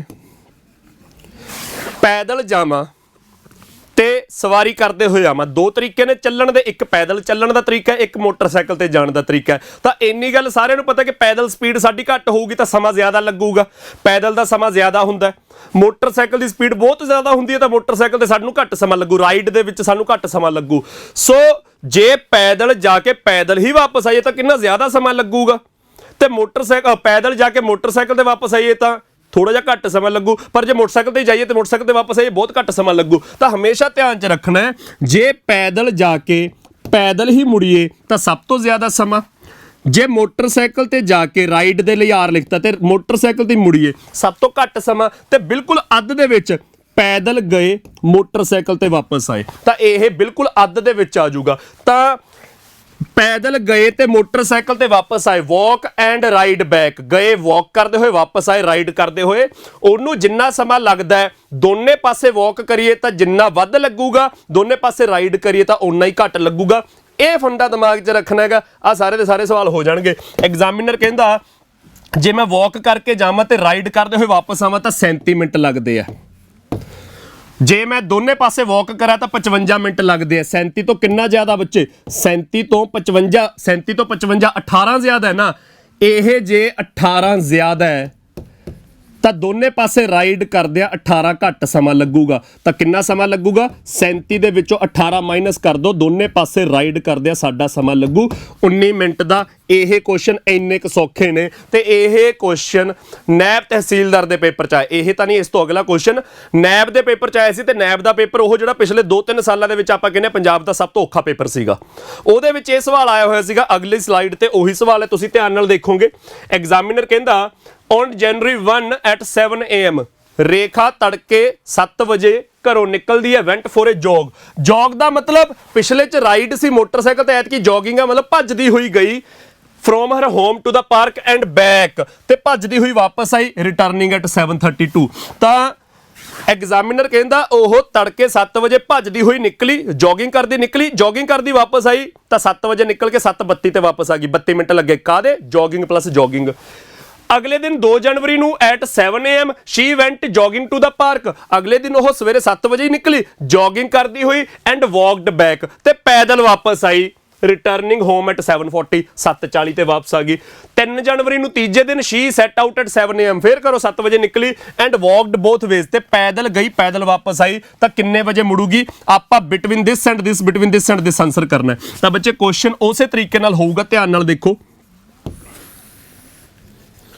ਸਭ ਤੋਂ ਜ਼ਿਆਦਾ ਸਮਾਂ ਲੱਗੂਗਾ ਜੇ ਵਾਕ ਕਰਦੀ ਜਾਵੇ ਵਾਕ ਕਰਦੀ ਆਵੇ, ਸਭ ਤੋਂ ਘੱਟ ਸਮਾਂ ਲੱਗੂਗਾ ਜੌਗ ਕਰਦੀ ਜਾਵੇ ਜੌਗ ਕਰਦੀ ਆਵੇ, ਤਾਂ ਵਿਚਲਾ ਸਮਾਂ ਵਾਕ ਪਲੱਸ ਜੌਗ। ਤਾਂ ਉਹ ਕਹਿੰਦੇ ਸਵੇਰੇ 7 ਵਜੇ ਤੋਂ 1 ਜਨਵਰੀ ਨੂੰ ਜੌਗ ਕਰਦੀ ਨਿਕਲੀ, ਜੌਗ ਕਰਦੀ ਆਈ ਤੇ 7:32 ਤੇ ਮੁੜ ਆਈ। 7:32 ਦਾ ਮਤਲਬ 32 ਮਿੰਟ ਲੱਗੇ। 2 ਜਨਵਰੀ ਨੂੰ ਜੌਗਿੰਗ ਕਰਦੀ ਗਈ, ਵਾਕ ਕਰਕੇ ਆਈ ਤੇ 7:40 ਤੇ ਮੁੜ ਆਈ। ਵਾਕ ਜੌਗ 40 ਮਿੰਟ ਲੱਗੇ ਤੇ ਵਾਕ ਪਲੱਸ ਵਾਕ 3 ਜਨਵਰੀ ਨੂੰ ਪੈਦਲ ਗਈ, ਪੈਦਲ ਹੀ ਆਈ, ਵਾਕਡ ਬੋਥ ਵੇਜ਼। ਤਾਂ ਕਿੰਨਾ ਸਮਾਂ ਲੱਗੂ ਬੱਚੇ? ਜੇ ਇਹ 8 ਘੱਟ ਹੈ ਤਾਂ ਇਹ 8 ਜ਼ਿਆਦਾ ਹੋਊਗਾ, ਇਹ 8 ਜ਼ਿਆਦਾ ਹੋਊਗਾ ਮਤਲਬ 48 ਮਿੰਟ ਲੱਗਣਗੇ। 48 ਮਿੰਟ ਲੱਗਣਗੇ ਪਰ ਉਹ ਸਵੇਰੇ 7 ਵਜੇ ਨਿਕਲੀ ਹੈ ਤਾਂ ਕਿੰਨੇ ਵਜੇ ਮੁੜੂਗੀ? 7:48 AM ਤੇ ਮੁੜੂਗੀ। ਵਾਕ ਕਰਦੀ ਜਾਵੇ ਵਾਕ ਕਰਦੀ ਆਵੇ ਤਾਂ 48 ਮਿੰਟ ਲੱਗਣਗੇ, ਤਾਂ 7 ਵਜੇ ਨਿਕਲੀ ਹੈ, 7 ਵਜੇ ਨਿਕਲੀ ਹੈ ਤਾਂ 7:48 ਮਿੰਟ ਤੇ ਮੁੜੂਗੀ। ਐਗਜ਼ਾਮੀਨਰ ਕਹਿੰਦਾ ਕਿੰਨੇ ਵਜੇ ਮੁੜੂਗੀ? ਬਿਟਵੀਨ 7:41 ਐਂਡ 45 ਨਹੀਂ, 7:53 57 ਨਹੀਂ, 49 53 ਨਹੀਂ, 45 49। ਤਾਂ ਡੀ ਆਪਸ਼ਨ ਇੱਥੇ ਸਾਡਾ ਆਨਸਰ ਆ ਜਾਊਗਾ। ਤਾਂ ਇਸ ਕੁਐਸਚਨ ਦਾ ਆਨਸਰ ਇਹ ਨਾਇਬ ਤਹਿਸੀਲਦਾਰ ਦੇ ਪੇਪਰ ਦਾ ਕੁਐਸਚਨ ਹੈ। ਸਾਡੇ 7:48 ਮਿੰਟ ਤੇ ਉਹਨੇ ਮੁੜਨਾ ਸੀ ਤਾਂ ਸਾਡਾ ਚੌਥਾ ਆਪਸ਼ਨ ਆ ਜਾਊਗਾ। ਇੰਨੇ ਕੁ ਸੌਖੇ ਤਰੀਕੇ ਨਾਲ ਹੋ ਜਾਣ ਵਾਲਾ ਕੁਐਸਚਨ ਸੀਗਾ ਇਹ। ਤਾਂ ਪੰਜਾਬ ਦੇ ਪੇਪਰਾਂ ਦੇ ਵਿੱਚ ਇਸ ਤਰ੍ਹਾਂ ਦੇ ਕੁਐਸਚਨ ਤੁਸੀਂ ਲਗਾਤਾਰ ਦੇਖਦੇ ਜਾ ਰਹੇ ਹੋ। ਇਹ ਉਹ ਸਵਾਲ ਨੇ ਜਿਹੜੇ ਤੁਸੀਂ ਸਿਲੇਬਸ ਕਰਨ ਤੋਂ ਬਾਅਦ ਵੀ ਪੇਪਰ 'ਚ ਦੇਖਦੇ ਹੋ ਤੇ ਹੱਕੇ ਬੱਕੇ ਜੇ ਰਹਿ ਜਾਂਦੇ ਵੀ ਸਰ ਇਹ ਕਿੱਥੋਂ ਜੀ ਹੋ ਗਿਆ ਜੀ, ਇਹ ਤਾਂ ਹੋ ਹੀ ਨਹੀਂ ਸੀ ਰਿਹਾ ਪੇਪਰ ਦੇ ਵਿੱਚ। ਤੇ ਕੁਛ ਉਹ ਸਵਾਲ ਹੋਣਗੇ ਜਿਹੜੇ ਤੁਸੀਂ ਕਹੋਗੇ ਸਰ ਮਤਲਬ ਵੀ ਮੈਂ ਤਿਆਰੀ ਤਾਂ ਵਧੀਆ ਕੀਤੀ ਸੀ, ਪੇਪਰ 'ਚ ਹੋਇਆ ਨਹੀਂ, ਘਰੇ ਜਾ ਕੇ ਆ ਹੋ ਗਿਆ। ਤਾਂ ਇਹ ਕੀ ਹੋ ਜਾਂਦਾ ਵੀ ਅਸੀਂ ਪੇਪਰ 'ਚ ਜਦੋਂ ਉਹੀ ਸਵਾਲ ਕਰਦੇ ਹੁੰਦਾ ਨਹੀਂ, ਸ਼ਾਮ ਨੂੰ ਘਰੇ ਆ ਕੇ ਫਿਰ ਕਰਨ ਲੱਗਦੇ ਉਦੋਂ ਹੋ ਜਾਂਦਾ। ਤਾਂ ਪੇਪਰ 'ਚ ਇਹੋ ਜਿਹੀ ਕੀ ਕਲੋਲ ਹੋ ਜਾਂਦੀ ਹੈ, ਇਹੋ ਜਿਹਾ ਕਿਹੜਾ ਕਾਲਾ ਜਾਦੂ ਹੋ ਜਾਂਦਾ ਵੀ ਪੇਪਰ 'ਚ ਹੋ ਨਹੀਂ ਰਿਹਾ, ਘਰੇ ਜਾ ਕੇ ਫਿਰ ਉਹੀ ਹੋ ਗਿਆ। ਉਹੀ ਸਾਡਾ ਦਿਮਾਗ ਹੈ, ਉਹੀ ਮੈਂ ਬੰਦਾ, ਉਹੀ ਮੇਰੀ ਤਿਆਰੀ ਆ, ਪੇਪਰ 'ਚ ਹੋ ਨਹੀਂ ਰਿਹਾ, ਘਰੇ ਹੋ ਗਿਆ। ਤਾਂ ਇੱਕ ਪ੍ਰੈਸ਼ਰ ਆ ਤੇ ਉਹ ਪ੍ਰੈਸ਼ਰ ਸਾਡੀ ਤਿਆਰੀ ਨੂੰ, ਸਾਡੀ ਐਫੀਸ਼ੀਐਂਸੀ ਨੂੰ 70% ਤੇ ਲਿਆਉਂਦਾ। ਪੂਰੀ ਜਿੰਨੀ ਤਿਆਰੀ ਹੁੰਦੀ ਹੈ, ਪੂਰੀ ਜਿੰਨੀ ਐਫੀਸ਼ੀਐਂਸੀ ਹੁੰਦੀ ਆ, ਕਿਉਂਕਿ ਅਸੀਂ ਪੈਨਿਕ ਹੋਏ ਹੁੰਨੇ ਆ, ਅਸੀਂ ਐਂਗਜ਼ਾਈਟੀ ਦੇ ਵਿੱਚ ਹੁੰਨੇ ਆ, ਅਸੀਂ ਥੋੜੇ ਜਿਹੇ ਮਤਲਬ ਪ੍ਰੈਸ਼ਰ ਦੇ ਵਿੱਚ ਪ੍ਰੈਸ਼ਰ ਫੇਸ ਕਰ ਰਹੇ ਹੁੰਨੇ ਆ। ਤਾਂ ਸਾਡੀ ਤਿਆਰੀ ਜੇ 100 ਹੈ ਤਾਂ ਪੇਪਰ 'ਚ ਅਸੀਂ 70 ਪਰਫਾਰਮ ਕਰ ਸਕਦੇ ਆ। ਤੇ ਜਿਹੜਾ 30 ਘਟ ਗਿਆ ਇਹੋ ਜਿਹੇ ਸਵਾਲਾਂ 'ਚ ਜਲੂਸ ਕਢਾ ਲੈਣੇ ਹੁੰਨੇ ਆਪਾਂ। ਤਾਂ ਇਸ ਕਰਕੇ ਪੇਪਰ ਦੇ ਵਿੱਚ ਥੋੜਾ ਜਿਹਾ ਪੇਸ਼ੈਂਸ ਬਣਾ ਕੇ ਰੱਖਣਾ, ਕੂਲ ਮਾਈਂਡਡ ਜੇ ਬੈਠਣਾ, ਪਾਣੀ ਪੂਣੀ ਟਾਈਮ ਸਿਰ ਪੀਂਦੇ ਰਹਿਣਾ, ਤਾਂ ਕਿ ਪੇਪਰ ਦੇ ਵਿੱਚ ਉਹ ਕਲੋਲਾ ਨਾ ਹੋਣ ਸਾਡੇ ਨਾਲ ਵੀ ਸਰ ਅਸੀਂ ਪੇਪਰ ਕੀਤਾ ਜੀ ਉਦੋਂ ਹੋਇਆ ਨਹੀਂ, ਘਰੇ ਆ ਕੇ ਹੋ ਗਿਆ। ਇਹ ਚੀਜ਼ਾਂ ਬਚਾ ਕੇ ਰੱਖਣੀਆਂ ਨੇ। ਇਹ ਬੱਚੇ ਆਪਣੇ ਟਾਈਮ ਸਪੀਡ ਡਿਸਟੈਂਸ ਦੇ ਇੱਕ ਤਰ੍ਹਾਂ ਦੇ ਸਵਾਲ ਸੀਗੇ। ਇਸ ਤੋਂ ਬਾਅਦ ਮੈਂ ਪਰਸੈਂਟੇਜ ਦੇ ਜਿਹੜੇ ਸਵਾਲ ਲੈ ਕੇ ਆਇਆ। ਪਰਸੈਂਟੇਜ ਦੇ ਵਿੱਚ ਇੱਕ ਖਾਸ ਟਾਈਪ ਆ। ਕੱਲ ਆਪਾਂ ਪਰਸੈਂਟੇਜ ਦੀ, ਤੁਸੀਂ ਕੱਲ ਵਾਲੀ ਕਲਾਸ ਦੇਖ ਲਓ, ਕੱਲ ਵਾਲੀ ਪਰਸੈਂਟੇਜ ਦੀ ਕਲਾਸ, ਆਪਣੀ ਕੱਲ ਵਾਲੀ YouTube ਦੀ ਕਲਾਸ ਦੇ ਵਿੱਚ ਆਪਾਂ ਪਰਸੈਂਟੇਜ ਦੇ ਇਲੈਕਸ਼ਨਸ ਬੇਸਡ ਕੁਐਸਚਨਸ ਕੀਤੇ ਸੀ। ਇਲੈਕਸ਼ਨ ਵਾਲੇ ਜਿਹੜੇ ਕੁਐਸਚਨ ਪੰਜਾਬ ਦੇ ਪੇਪਰ 'ਚ ਦੇਖੇ ਜਾਂਦੇ ਆ। ਅੱਜ ਆਪਾਂ ਪਰਸੈਂਟੇਜ ਦੇ ਵਿੱਚੋਂ ਇੱਕ ਟਾਈਪ ਦੇਖਣ ਲੱਗਿਆਂਗੇ। ਧਿਆਨ ਨਾਲ ਦੇਖਿਓ, ਉਹਦੇ ਪੰਜਾਬ ਦੇ ਪੇਪਰਾਂ ਦੇ ਪੁਰਾਣੇ ਕੁਐਸਚਨ ਨੇ ਤੇ ਫਿਰ ਇੱਕ ਚੌਥਾ ਕੁਐਸਚਨ ਉਹ ਬਿਲਕੁਲ ਅਲੱਗ ਤਰ੍ਹਾਂ ਦਾ ਕੁਐਸਚਨ ਹੈ। ਉਹ ਹਰਿਆਣਾ ਜਾਂ ਹਿਮਾਚਲ ਸਿਵਲਸ ਦਾ ਐਤਕੀ 2022 ਦੇ ਪੇਪਰ ਦਾ ਕੁਐਸਚਨ ਹੈਗਾ। ਉਹ ਵੀ ਕਰਾਂਗੇ ਬਹੁਤ ਸੌਖੇ ਤਰੀਕੇ ਨਾਲ। ਤਾਂ ਪਹਿਲਾਂ ਆ ਕੁਐਸਚਨ ਦੇਖੋ। ਉਹ ਕਹਿੰਦੇ Sonam saves 15% of her income. Sonam ਆਪਣੀ ਕੁੱਲ ਤਨਖਾਹ ਦੇ ਵਿੱਚੋਂ 15% ਬਚਾ ਲੈਂਦੀ ਹੈ। ਤਾਂ ਬੱਚੇ ਤਨਖਾਹ ਦੇ ਵਿੱਚੋਂ 15% ਸੇਵ ਕਰਨ ਦਾ ਮਤਲਬ ਕੀ ਹੈ? ਜੇ ਆਪਾਂ ਟੋਟਲ ਇਨਕਮ ਨੂੰ 100 ਮੰਨ ਲਈਏ ਤਾਂ ਉਹਦੇ ਵਿੱਚੋਂ 15 ਸੇਵ ਕਰ ਰਹੀ ਹੈ ਤਾਂ ਬਾਕੀ 85 ਖਰਚਾ ਕਰ ਰਹੀ ਹੈ। ਮੈਂ ਉਮੀਦ ਕਰਦਾ ਕਿ ਇੰਨੀ ਗੱਲ ਸਾਰੇ ਵਿਦਿਆਰਥੀਆਂ ਨੂੰ ਪਤਾ ਹੋਊਗੀ ਕਿ ਟੋਟਲ ਜਿਹੜੀ ਕਿਸੇ ਦੀ ਇਨਕਮ ਹੁੰਦੀ ਹੈ, ਚਾਹੇ ਸੈਲਰੀ ਚਾਹੇ ਇਨਕਮ, ਉਹਦੇ ਵਿੱਚੋਂ ਕੁਝ ਪਰਸੈਂਟ ਜੇ ਬਚਾ ਲੇ ਤਾਂ ਬਾਕੀ ਖਰਚਾ ਕੀਤਾ ਹੋਊਗਾ। ਤਾਂ ਬੱਚੇ ਤੁਹਾਡੀ ਟੋਟਲ ਇਨਕਮ ਕਿਹਦੇ ਬਰਾਬਰ ਹੁੰਦੀ ਹੈ? Saving plus expenditure. ਸੇਵਿੰਗ ਹੁੰਦੀ ਹੈ ਬਚਤ, ਐਕਸਪੈਂਡੀਚਰ ਹੁੰਦਾ ਤੁਹਾਡਾ ਖਰਚਾ। ਤਾਂ ਐਕਸਪੈਂਡੀਚਰ ਪਲੱਸ ਸੇਵਿੰਗ ਲਿਖ ਲਓ ਜਾਂ ਸੇਵਿੰਗ ਪਲੱਸ ਐਕਸਪੈਂਡੀਚਰ ਲਿਖ ਲਓ, ਇੱਕੋ ਗੱਲ ਹੈ। ਉਹ ਕਹਿੰਦੇ ਪਹਿਲਾਂ ਉਹ 15% ਬਚਾਉਂਦੀ ਹੈ। 15% ਬਚਾਉਣ ਦਾ ਮਤਲਬ ਉਹਦੀ ਇਨਕਮ, ਉਹਦੀ ਸੇਵਿੰਗ, ਉਹਦਾ ਐਕਸਪੈਂਡੀਚਰ ਕਿੰਨਾ ਹੈ। ਪਹਿਲਾਂ ਜਿਹੜੀ ਚੀਜ਼ ਆਪਾਂ ਲਿਖੀ ਹੈ ਉਹਨੂੰ ਸਰਕਲ ਕਰ ਲਈਏ ਕਿ ਇਹ ਮੈਂ ਉਮੀਦ ਕਰਦਾ ਕਿ ਕੋਈ ਵੀ ਸਵਾਲ ਆ ਜੇ ਇਹ ਸਾਡੇ ਦਿਮਾਗ 'ਚ ਹੋਣਾ ਚਾਹੀਦਾ ਹੈ ਕਿ ਟੋਟਲ ਇਨਕਮ ਕਿਹਦੇ ਬਰਾਬਰ ਹੁੰਦੀ ਹੈ? Saving plus expenditure. ਤਾਂ ਇਨੀਸ਼ੀਅਲ ਕੇਸ 'ਚ ਐਗਜ਼ਾਮੀਨਰ ਕਹਿੰਦਾ ਉਹ ਆਪਣੀ ਕੁੱਲ ਤਨਖਾਹ 'ਚੋਂ 15% ਬਚਾਉਂਦੀ ਹੈ। ਤਾਂ ਜੇ ਉਹਦੀ ਕੁੱਲ ਤਨਖਾਹ 100 ਰੁਪਏ ਹੈ ਤਾਂ ਉਹਦੇ ਵਿੱਚੋਂ ਉਹ 15 ਰੁਪਏ ਬਚਾਉਂਦੀ ਹੈ ਤੇ ਬਾਕੀ 85 ਖਰਚ ਕਰਦੀ ਹੈ। ਪਹਿਲਾ ਕੇਸ ਤਾਂ ਐਗਜ਼ਾਮੀਨਰ ਨੇ ਇਹੀ ਦਿੱਤਾ ਹੋਇਆ। ਅੱਗੇ ਐਗਜ਼ਾਮੀਨਰ ਕਹਿੰਦਾ if Har income increases bye 20%। ਜੇ ਕਿਤੇ ਉਹਦੀ ਇਨਕਮ 20% ਇਨਕਰੀਜ਼ ਕਰ ਜੇ ਤਾਂ ਬੱਚੇ ਇਨਕਮ 20% ਇਨਕਰੀਜ਼ ਕਰਨ ਦਾ ਮਤਲਬ ਕੀ ਹੈ? ਇਨਕਮ ਪਹਿਲਾਂ ਕਿੰਨੀ ਹੈ? 100, 20% ਇਨਕਰੀਜ਼ ਹੋ ਕੇ ਕਿੰਨੀ ਹੋ ਜੂਗੀ? 120। ਇਨਕਮ 100 ਤੋਂ 120 ਹੋ ਗਈ and she still saves the same amount. ਤੇ ਉਹ ਹਲੇ ਵੀ ਕਿੰਨਾ ਅਮਾਊਂਟ ਸੇਵ ਕਰ ਰਹੀ ਹੈ? ਪਹਿਲਾਂ ਜਿੰਨੇ 15 ਪਹਿਲਾਂ ਸੇਵ ਕਰਦੀ ਸੀ, 15 ਹੀ ਫਿਰ ਹੁਣ ਸੇਵ ਕਰਦੀ ਹੈ। ਤਾਂ ਦੱਸੋ what is the percent increase in her expenditure. ਤਾਂ ਉਹਦਾ ਐਕਸਪੈਂਡੀਚਰ ਕਿੰਨੇ ਪਰਸੈਂਟ ਵੱਧ ਗਿਆ? ਪਹਿਲਾਂ ਉਹ 100 ਚੋਂ ਪਹਿਲੇ ਸੈਂਟੈਂਸ ਦੇ ਵਿੱਚ ਐਗਜ਼ਾਮੀਨਰ ਕਹਿੰਦਾ ਉਹ 15% ਸੇਵ ਕਰਦੀ ਹੈ, 15% ਹੈ, ਇਸ ਕਰਕੇ ਆਪਾਂ ਇਨਕਮ 100 ਮੰਨ ਲਈ ਤਾਂ ਉਹ ਚੋਂ 15 ਸੇਵ ਕਰਨ ਦਾ ਮਤਲਬ ਬਾਕੀ 85 ਖਰਚਾ ਹੈ। ਐਗਜ਼ਾਮੀਨਰ ਕਹਿੰਦਾ ਉਹਦੀ ਇਨਕਮ 20% ਵੱਧ ਗਈ ਤਾਂ ਇਨਕਮ 100 ਤੋਂ 120 ਹੋ ਗਈ, ਤੇ ਹਲੇ ਵੀ ਉਹ ਪਹਿਲਾਂ ਜਿੰਨੀ ਹੀ ਬਚਾਉਂਦੀ ਹੈ ਤਾਂ ਹਲੇ ਵੀ 15 ਰੁਪਏ ਬਚਾਉਂਦੀ ਹੈ, ਤਾਂ ਇਹਦਾ ਮਤਲਬ ਹੁਣ ਉਹ 105 ਰੁਪਏ ਖਰਚਾ ਕਰਦੀ ਹੈ। ਖਰਚਾ ਵੱਧ ਗਿਆ, ਉਹਦਾ 85 ਤੋਂ 105 ਹੋ ਗਿਆ। ਉਹਨੇ ਉਹੀ ਪਰਸੈਂਟੇਜ ਦੇ ਵਿੱਚ ਪੁੱਛਿਆ ਕਿ ਵਟ is the percent increase in the expenditure. ਤਾਂ ਬੱਚੇ ਜਿਹੜੀ ਚੀਜ਼ ਦਾ ਤੁਸੀਂ ਪਰਸੈਂਟ ਇਨਕਰੀਜ਼ ਦੱਸਣਾ ਉਹਦਾ ਅਦਰਵਾਈਜ਼ ਇਨਕਰੀਜ਼ ਦੇਖੋ ਕਿੰਨਾ ਹੈ। ਉਹਦਾ ਖਰਚਾ 20 ਰੁਪਏ ਵੱਧ ਗਿਆ, 85 ਤੋਂ 105 ਦਾ ਮਤਲਬ 20 ਰੁਪਏ ਵੱਧ ਗਿਆ। ਪਰਸੈਂਟੇਜ ਦੇ ਵਿੱਚ ਦੱਸਣਾ ਤਾਂ ਕੰਪੈਰੀਜ਼ਨ ਕਿਹਦੇ ਨਾਲ, ਇਨੀਸ਼ੀਅਲ ਦੇ ਨਾਲ, ਜਿਹਦੇ ਤੋਂ ਇਨਕਰੀਜ਼ ਹੋਇਆ 85 ਦੇ ਨਾਲ। ਤਾਂ 20 ਇਨਕਰੀਜ਼ ਹੋਇਆ 85 ਤੋਂ, ਤੇ ਪਰਸੈਂਟੇਜ ਕੱਢਣ ਲਈ ਮਲਟੀਪਲਾਈ 100 ਕਰਾਂਗੇ, ਇੰਨੇ ਪਰਸੈਂਟ ਤੁਹਾਡਾ ਆਨਸਰ ਆ ਜਾਊਗਾ। ਕੈਲਕੂਲੇਸ਼ਨ ਧਿਆਨ ਨਾਲ ਦੇਖੋ ਕਿਉਂਕਿ ਆਪਸ਼ਨ ਡੈਸੀਮਲ ਦੇ ਵਿੱਚ ਨੇ। ਤਾਂ 20 ਤੇ 85 5 ਦੇ ਟੇਬਲ 'ਚ ਕੱਟਿਆ, 4/17 ਆ ਗਿਆ। ਤਾਂ 4/17 ਕੀ ਬਣ ਗਿਆ ਤੁਹਾਡਾ, 400/17, ਤੇ 400/17 ਦੀ ਕੈਲਕੂਲੇਸ਼ਨ ਦੇਖਾਂਗੇ ਧਿਆਨ ਨਾਲ ਕੀ ਬਣ ਜੂਗੀ। ਇਹ ਬਣ ਗਿਆ ਬੱਚੇ ਤੁਹਾਡਾ 400/17, ਤੇ 400/17 ਹੋ ਜੂ 17 ਦੂਣੇ 34, 40 'ਚੋਂ 34 ਨਿਕਲੇ, 6 ਬਚ ਗਏ, 6 ਦੇ ਨਾਲ 0 ਲੱਗ ਗਈ, 60, 17 ਤੀਆ 51, 60 ਚੋਂ 51 ਨਿਕਲੇ, 9 ਬਚ ਗਿਆ, ਡੈਸੀਮਲ ਤੋਂ ਬਾਅਦ 90 ਬਣ ਗਿਆ, 17 5 85, ਤਾਂ 23.5% ਅਪਰੋਕਸੀਮੇਟਲੀ ਸਾਡਾ ਡੀ ਆਪਸ਼ਨ ਆਨਸਰ ਆ ਜਾਊਗਾ, 23.5%। ਤਾਂ ਬੱਚੇ ਜਿਵੇਂ ਜਿਵੇਂ ਐਗਜ਼ਾਮੀਨਰ ਜੋ ਲਿਖ ਰਿਹਾ ਹੈਗਾ ਤੁਸੀਂ ਉਵੇਂ ਉਹੀ ਕੇਸ ਕੰਸੀਡਰ ਕਰਦੇ ਜਾਣਾ, ਉਹੀ ਵੈਲਿਊਜ਼ ਲਿਖਦੇ ਜਾਣਾ। ਅਖੀਰ ਤੇ ਜੋ ਪੁੱਛਿਆ ਪਰਸੈਂਟੇਜ ਕੱਢਣੀ ਹੈ, ਰੇਸ਼ੋ ਕੱਢਣੀ ਹੈ, ਜੋ ਵੀ ਕੈਲਕੂਲੇਟ ਕਰਨਾ ਹੈ ਬੜੇ ਆਰਾਮ ਨਾਲ ਕੈਲਕੂਲੇਟ ਹੋ ਜਾਊਗਾ। ਤਾਂ ਇਹਨਾਂ ਚੀਜ਼ਾਂ ਦਾ ਧਿਆਨ ਰੱਖਣਾ। ਪੰਜਾਬ ਦੇ ਪੁਰਾਣੇ ਪੇਪਰ ਦੇ ਸਵਾਲ ਚੱਕ ਕੇ ਲੈ ਕੇ ਆਇਆ ਮੈਂ। ਅਗਲਾ ਕੁਐਸਚਨ ਦੇਖੋ ਬੱਚੇ, ਮਿਲਦਾ ਜੁਲਦਾ ਕੁਐਸਚਨ ਹੈ। Monika spends 72% of her income. ਇੱਥੇ ਵੀ ਆਪਸ਼ਨ ਡੈਸੀਮਲ ਦੇ ਵਿੱਚ ਨੇ। ਉਹ ਕਹਿੰਦੇ ਮੋਨਿਕਾ ਆਪਣੀ ਇਨਕਮ ਚੋਂ 72% ਸਪੈਂਡ ਕਰਦੀ ਹੈ। ਬੱਚੇ ਸਪੈਂਡ ਦਾ ਮਤਲਬ ਖਰਚਾ, ਸਪੈਂਡ ਦਾ ਮਤਲਬ ਖਰਚਾ। ਸੋ ਜੇ ਇਨਕਮ, ਕਿਉਂਕਿ ਪਰਸੈਂਟੇਜ ਦੇ ਵਿੱਚ ਦਿੱਤਾ ਤਾਂ ਆਪਾਂ ਇਨਕਮ 100 ਮੰਨ ਸਕਦੇ ਆ। 100 ਇਨਕਮ ਚੋਂ 72 ਖਰਚਾ ਕਰਨ ਦਾ ਮਤਲਬ 28 ਸੇਵ ਕਰਦੀ ਹੈ। ਉਹ ਕਹਿੰਦੇ ਉਹਦੀ ਇਨਕਮ ਇਨਕਰੀਜ਼ਸ ਬਾਈ 20%, ਇਨਕਮ 100 ਤੋਂ 120 ਹੋ ਗਈ, ਤੇ ਸੇਵਿੰਗਸ ਇਨਕਰੀਜ਼ ਬਾਈ 15%, ਸੇਵਿੰਗਸ ਵੀ 15% ਵੱਧ ਗਈਆਂ, ਤਾਂ ਉਹਦੀ ਐਕਸਪੈਂਡੀਚਰ ਕਿੰਨੇ ਪਰਸੈਂਟ ਇਨਕਰੀਜ਼ ਹੋਊਗਾ। ਬਿਲਕੁਲ ਸੇਮ ਕੁਐਸਚਨ ਆ ਗਿਆ। ਆ ਬੱਚੇ ਉਹਦੀ ਇਨਕਮ ਆ ਉਹਦੀ ਸੇਵਿੰਗ ਆ ਉਹਦਾ ਐਕਸਪੈਂਡੀਚਰ ਯਾਨੀ ਕਿ ਖਰਚਾ ਹੈਗਾ। ਤਾਂ ਪਹਿਲੇ ਕੇਸ 'ਚ ਐਗਜ਼ਾਮੀਨਰ ਨੇ ਕੀ ਦਿੱਤਾ ਹੋਇਆ ਹੈ, ਪਹਿਲੇ ਕੇਸ 'ਚ ਐਗਜ਼ਾਮੀਨਰ ਕਹਿੰਦਾ ਉਹ ਆਪਣੀ ਇਨਕਮ 'ਚੋਂ 72% ਖਰਚਾ ਕਰਦੀ ਆ। ਤਾਂ 72% ਹੈ ਤਾਂ ਆਪਾਂ ਇਨਕਮ ਨੂੰ 100 ਮੰਨ ਲਾਂਗੇ, ਤਾਂ 72 ਖਰਚਾ ਕਰਨ ਦਾ ਮਤਲਬ ਕੀ ਆ, 28 ਰੁਪਏ ਸੇਵ ਕਰਦੀ ਆ। 100 ਚੋਂ 72 ਕੱਢ ਦੋ ਤਾਂ 28 ਸੇਵ ਕਰਦੀ ਹੈ। ਇਹ ਤਾਂ ਹੋ ਗਿਆ ਪਹਿਲਾ ਕੇਸ। ਦੂਜੇ ਕੇਸ 'ਚ ਐਗਜ਼ਾਮੀਨਰ ਕਹਿੰਦਾ ਜੇ ਉਹਦੀ ਇਨਕਮ 20% ਵੱਧ ਜੇ, ਇਨਕਮ 20% ਵੱਧ ਜੇ ਦਾ ਮਤਲਬ ਕੀ ਹੈ, ਇਨਕਮ 100 ਦਾ 20% ਵੱਧ ਗਈ, 120 ਹੋ ਗਈ, ਤੇ ਉਹਦੀ ਸੇਵਿੰਗਸ ਵੀ ਪਹਿਲਾਂ ਨਾਲੋਂ 15% ਵੱਧ ਗਈ। ਤਾਂ ਬੱਚੇ ਸੇਵਿੰਗਸ 28 ਸੀ, 28 ਦਾ 15% ਵਧੂਗੀ। 15% ਹੁੰਦਾ 3/20, ਤਾਂ 28 ਦਾ 3/20 ਕਿੰਨਾ ਹੋ ਗਿਆ ਬੱਚੇ, 28 × 3 84, 84/20, ਜਾਂ 2 ਦੇ ਟੇਬਲ 'ਚ ਕੱਟ ਦੋ, 14 ਤੇ 10 ਆ ਗਿਆ, ਤਾਂ 14 × 3 42, 42/10 ਕਿੰਨਾ ਹੋ ਗਿਆ ਬੱਚੇ ਤੁਹਾਡਾ 4.2। ਤਾਂ ਉਹਦੀ ਸੇਵਿੰਗ 4.2 ਵੱਧ ਗਈ, ਜਿਹੜੀ ਪਹਿਲਾਂ 28 ਸੀ ਉਹ 32.2 ਹੋ ਗਈ। ਤਾਂ ਉਹਦੀ ਇਨਕਮ ਕਿੰਨੀ ਹੋ ਜੂਗੀ ਬੱਚੇ, ਐਕਸਪੈਂਡੀਚਰ ਕਿੰਨਾ ਹੋ ਜੂ, ਇਨਕਮ ਚੋਂ ਸੇਵਿੰਗ ਕੱਢੋ, ਇਨਕਮ ਚੋਂ ਸੇਵਿੰਗ ਕੱਢੋ ਤਾਂ ਐਕਸਪੈਂਡੀਚਰ ਆ ਗਿਆ 87.8। ਐਕਸਪੈਂਡੀਚਰ ਆ ਗਿਆ, ਇਨਕਮ ਦੇ ਵਿੱਚੋਂ ਸੇਵਿੰਗ ਮਾਈਨਸ ਕਰਕੇ ਐਕਸਪੈਂਡੀਚਰ ਆ ਗਿਆ 87.8। ਉਹਨੇ ਉਹੀ ਪੁੱਛਿਆ ਹਰ ਐਕਸਪੈਂਡੀਚਰ ਇਨਕਰੀਜ਼ਸ ਬਾਈ ਕਿੰਨੇ ਪਰਸੈਂਟ, ਐਕਸਪੈਂਡੀਚਰ ਕਿੰਨੇ ਪਰਸੈਂਟ ਇਨਕਰੀਜ਼ ਹੋਇਆ। ਬੱਚੇ ਰੁਪੀਜ਼ ਦੇ ਵਿੱਚ ਦੇਖੋ ਕਿੰਨਾ ਇਨਕਰੀਜ਼ ਹੈ, ਰੁਪੀਜ਼ ਦੇ ਵਿੱਚ 15.8 ਦਾ ਇਨਕਰੀਜ਼ ਹੈ। ਰੁਪੀਜ਼ ਦੇ ਵਿੱਚ ਜਿਹੜਾ 15.8 ਦਾ ਇਨਕਰੀਜ਼ ਆ ਉਹ ਆਪਾਂ ਪਰਸੈਂਟੇਜ ਦੇ ਵਿੱਚ ਦੱਸਣੇ ਤਾਂ 72 ਦੇ ਨਾਲ ਕੰਪੇਅਰ ਕਰਾਂਗੇ। ਤਾਂ 15.8 ਦਾ ਇਨਕਰੀਜ਼ ਹੈ 72 ਤੋਂ, ਪਰਸੈਂਟੇਜ ਕੱਢਣ ਲਈ ਮਲਟੀਪਲਾਈ 100 ਕਰਾਂਗੇ। ਤਾਂ ਬੱਚੇ 15.8 ਚ 1 ਡੈਸੀਮਲ ਤੇ 1 0 ਗਈ, ਤਾਂ 158 ਤੇ ਉਧਰ 10 ਬਚ ਗਿਆ, ਤਾਂ 1580/72, ਤਾਂ 1580/72 ਹੈ।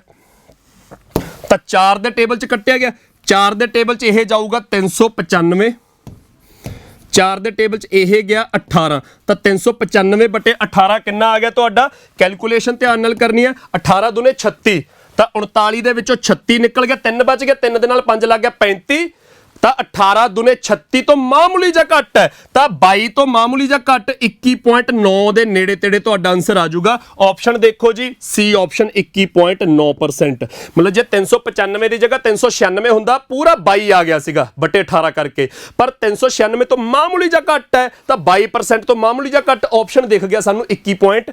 9%। ਇਹ ਇੰਪੋਰਟੈਂਟ ਕੁਐਸਚਨਸ ਨੇ ਪੰਜਾਬ ਦੇ ਪੇਪਰਾਂ ਦੇ ਵਿੱਚ, ਇਹੋ ਜਿਹੇ ਮਿਲਦੇ ਜੁਲਦੇ ਕੁਐਸਚਨ ਬਹੁਤ ਵਾਰ ਦੇਖੇ ਗਏ ਨੇ। ਇਹ ਪੁਰਾਣੇ ਪੇਪਰ ਦਾ ਇੱਕ ਕੁਐਸਚਨ ਚੱਕਿਆ ਹੋਇਆ ਮੈਂ, ਜਿਹੜਾ ਪਿਛਲਾ ਸੀਗਾ, ਇਹੋ ਜਿਹੇ ਕੁਐਸਚਨ ਦੇਖੇ ਗਏ ਨੇ।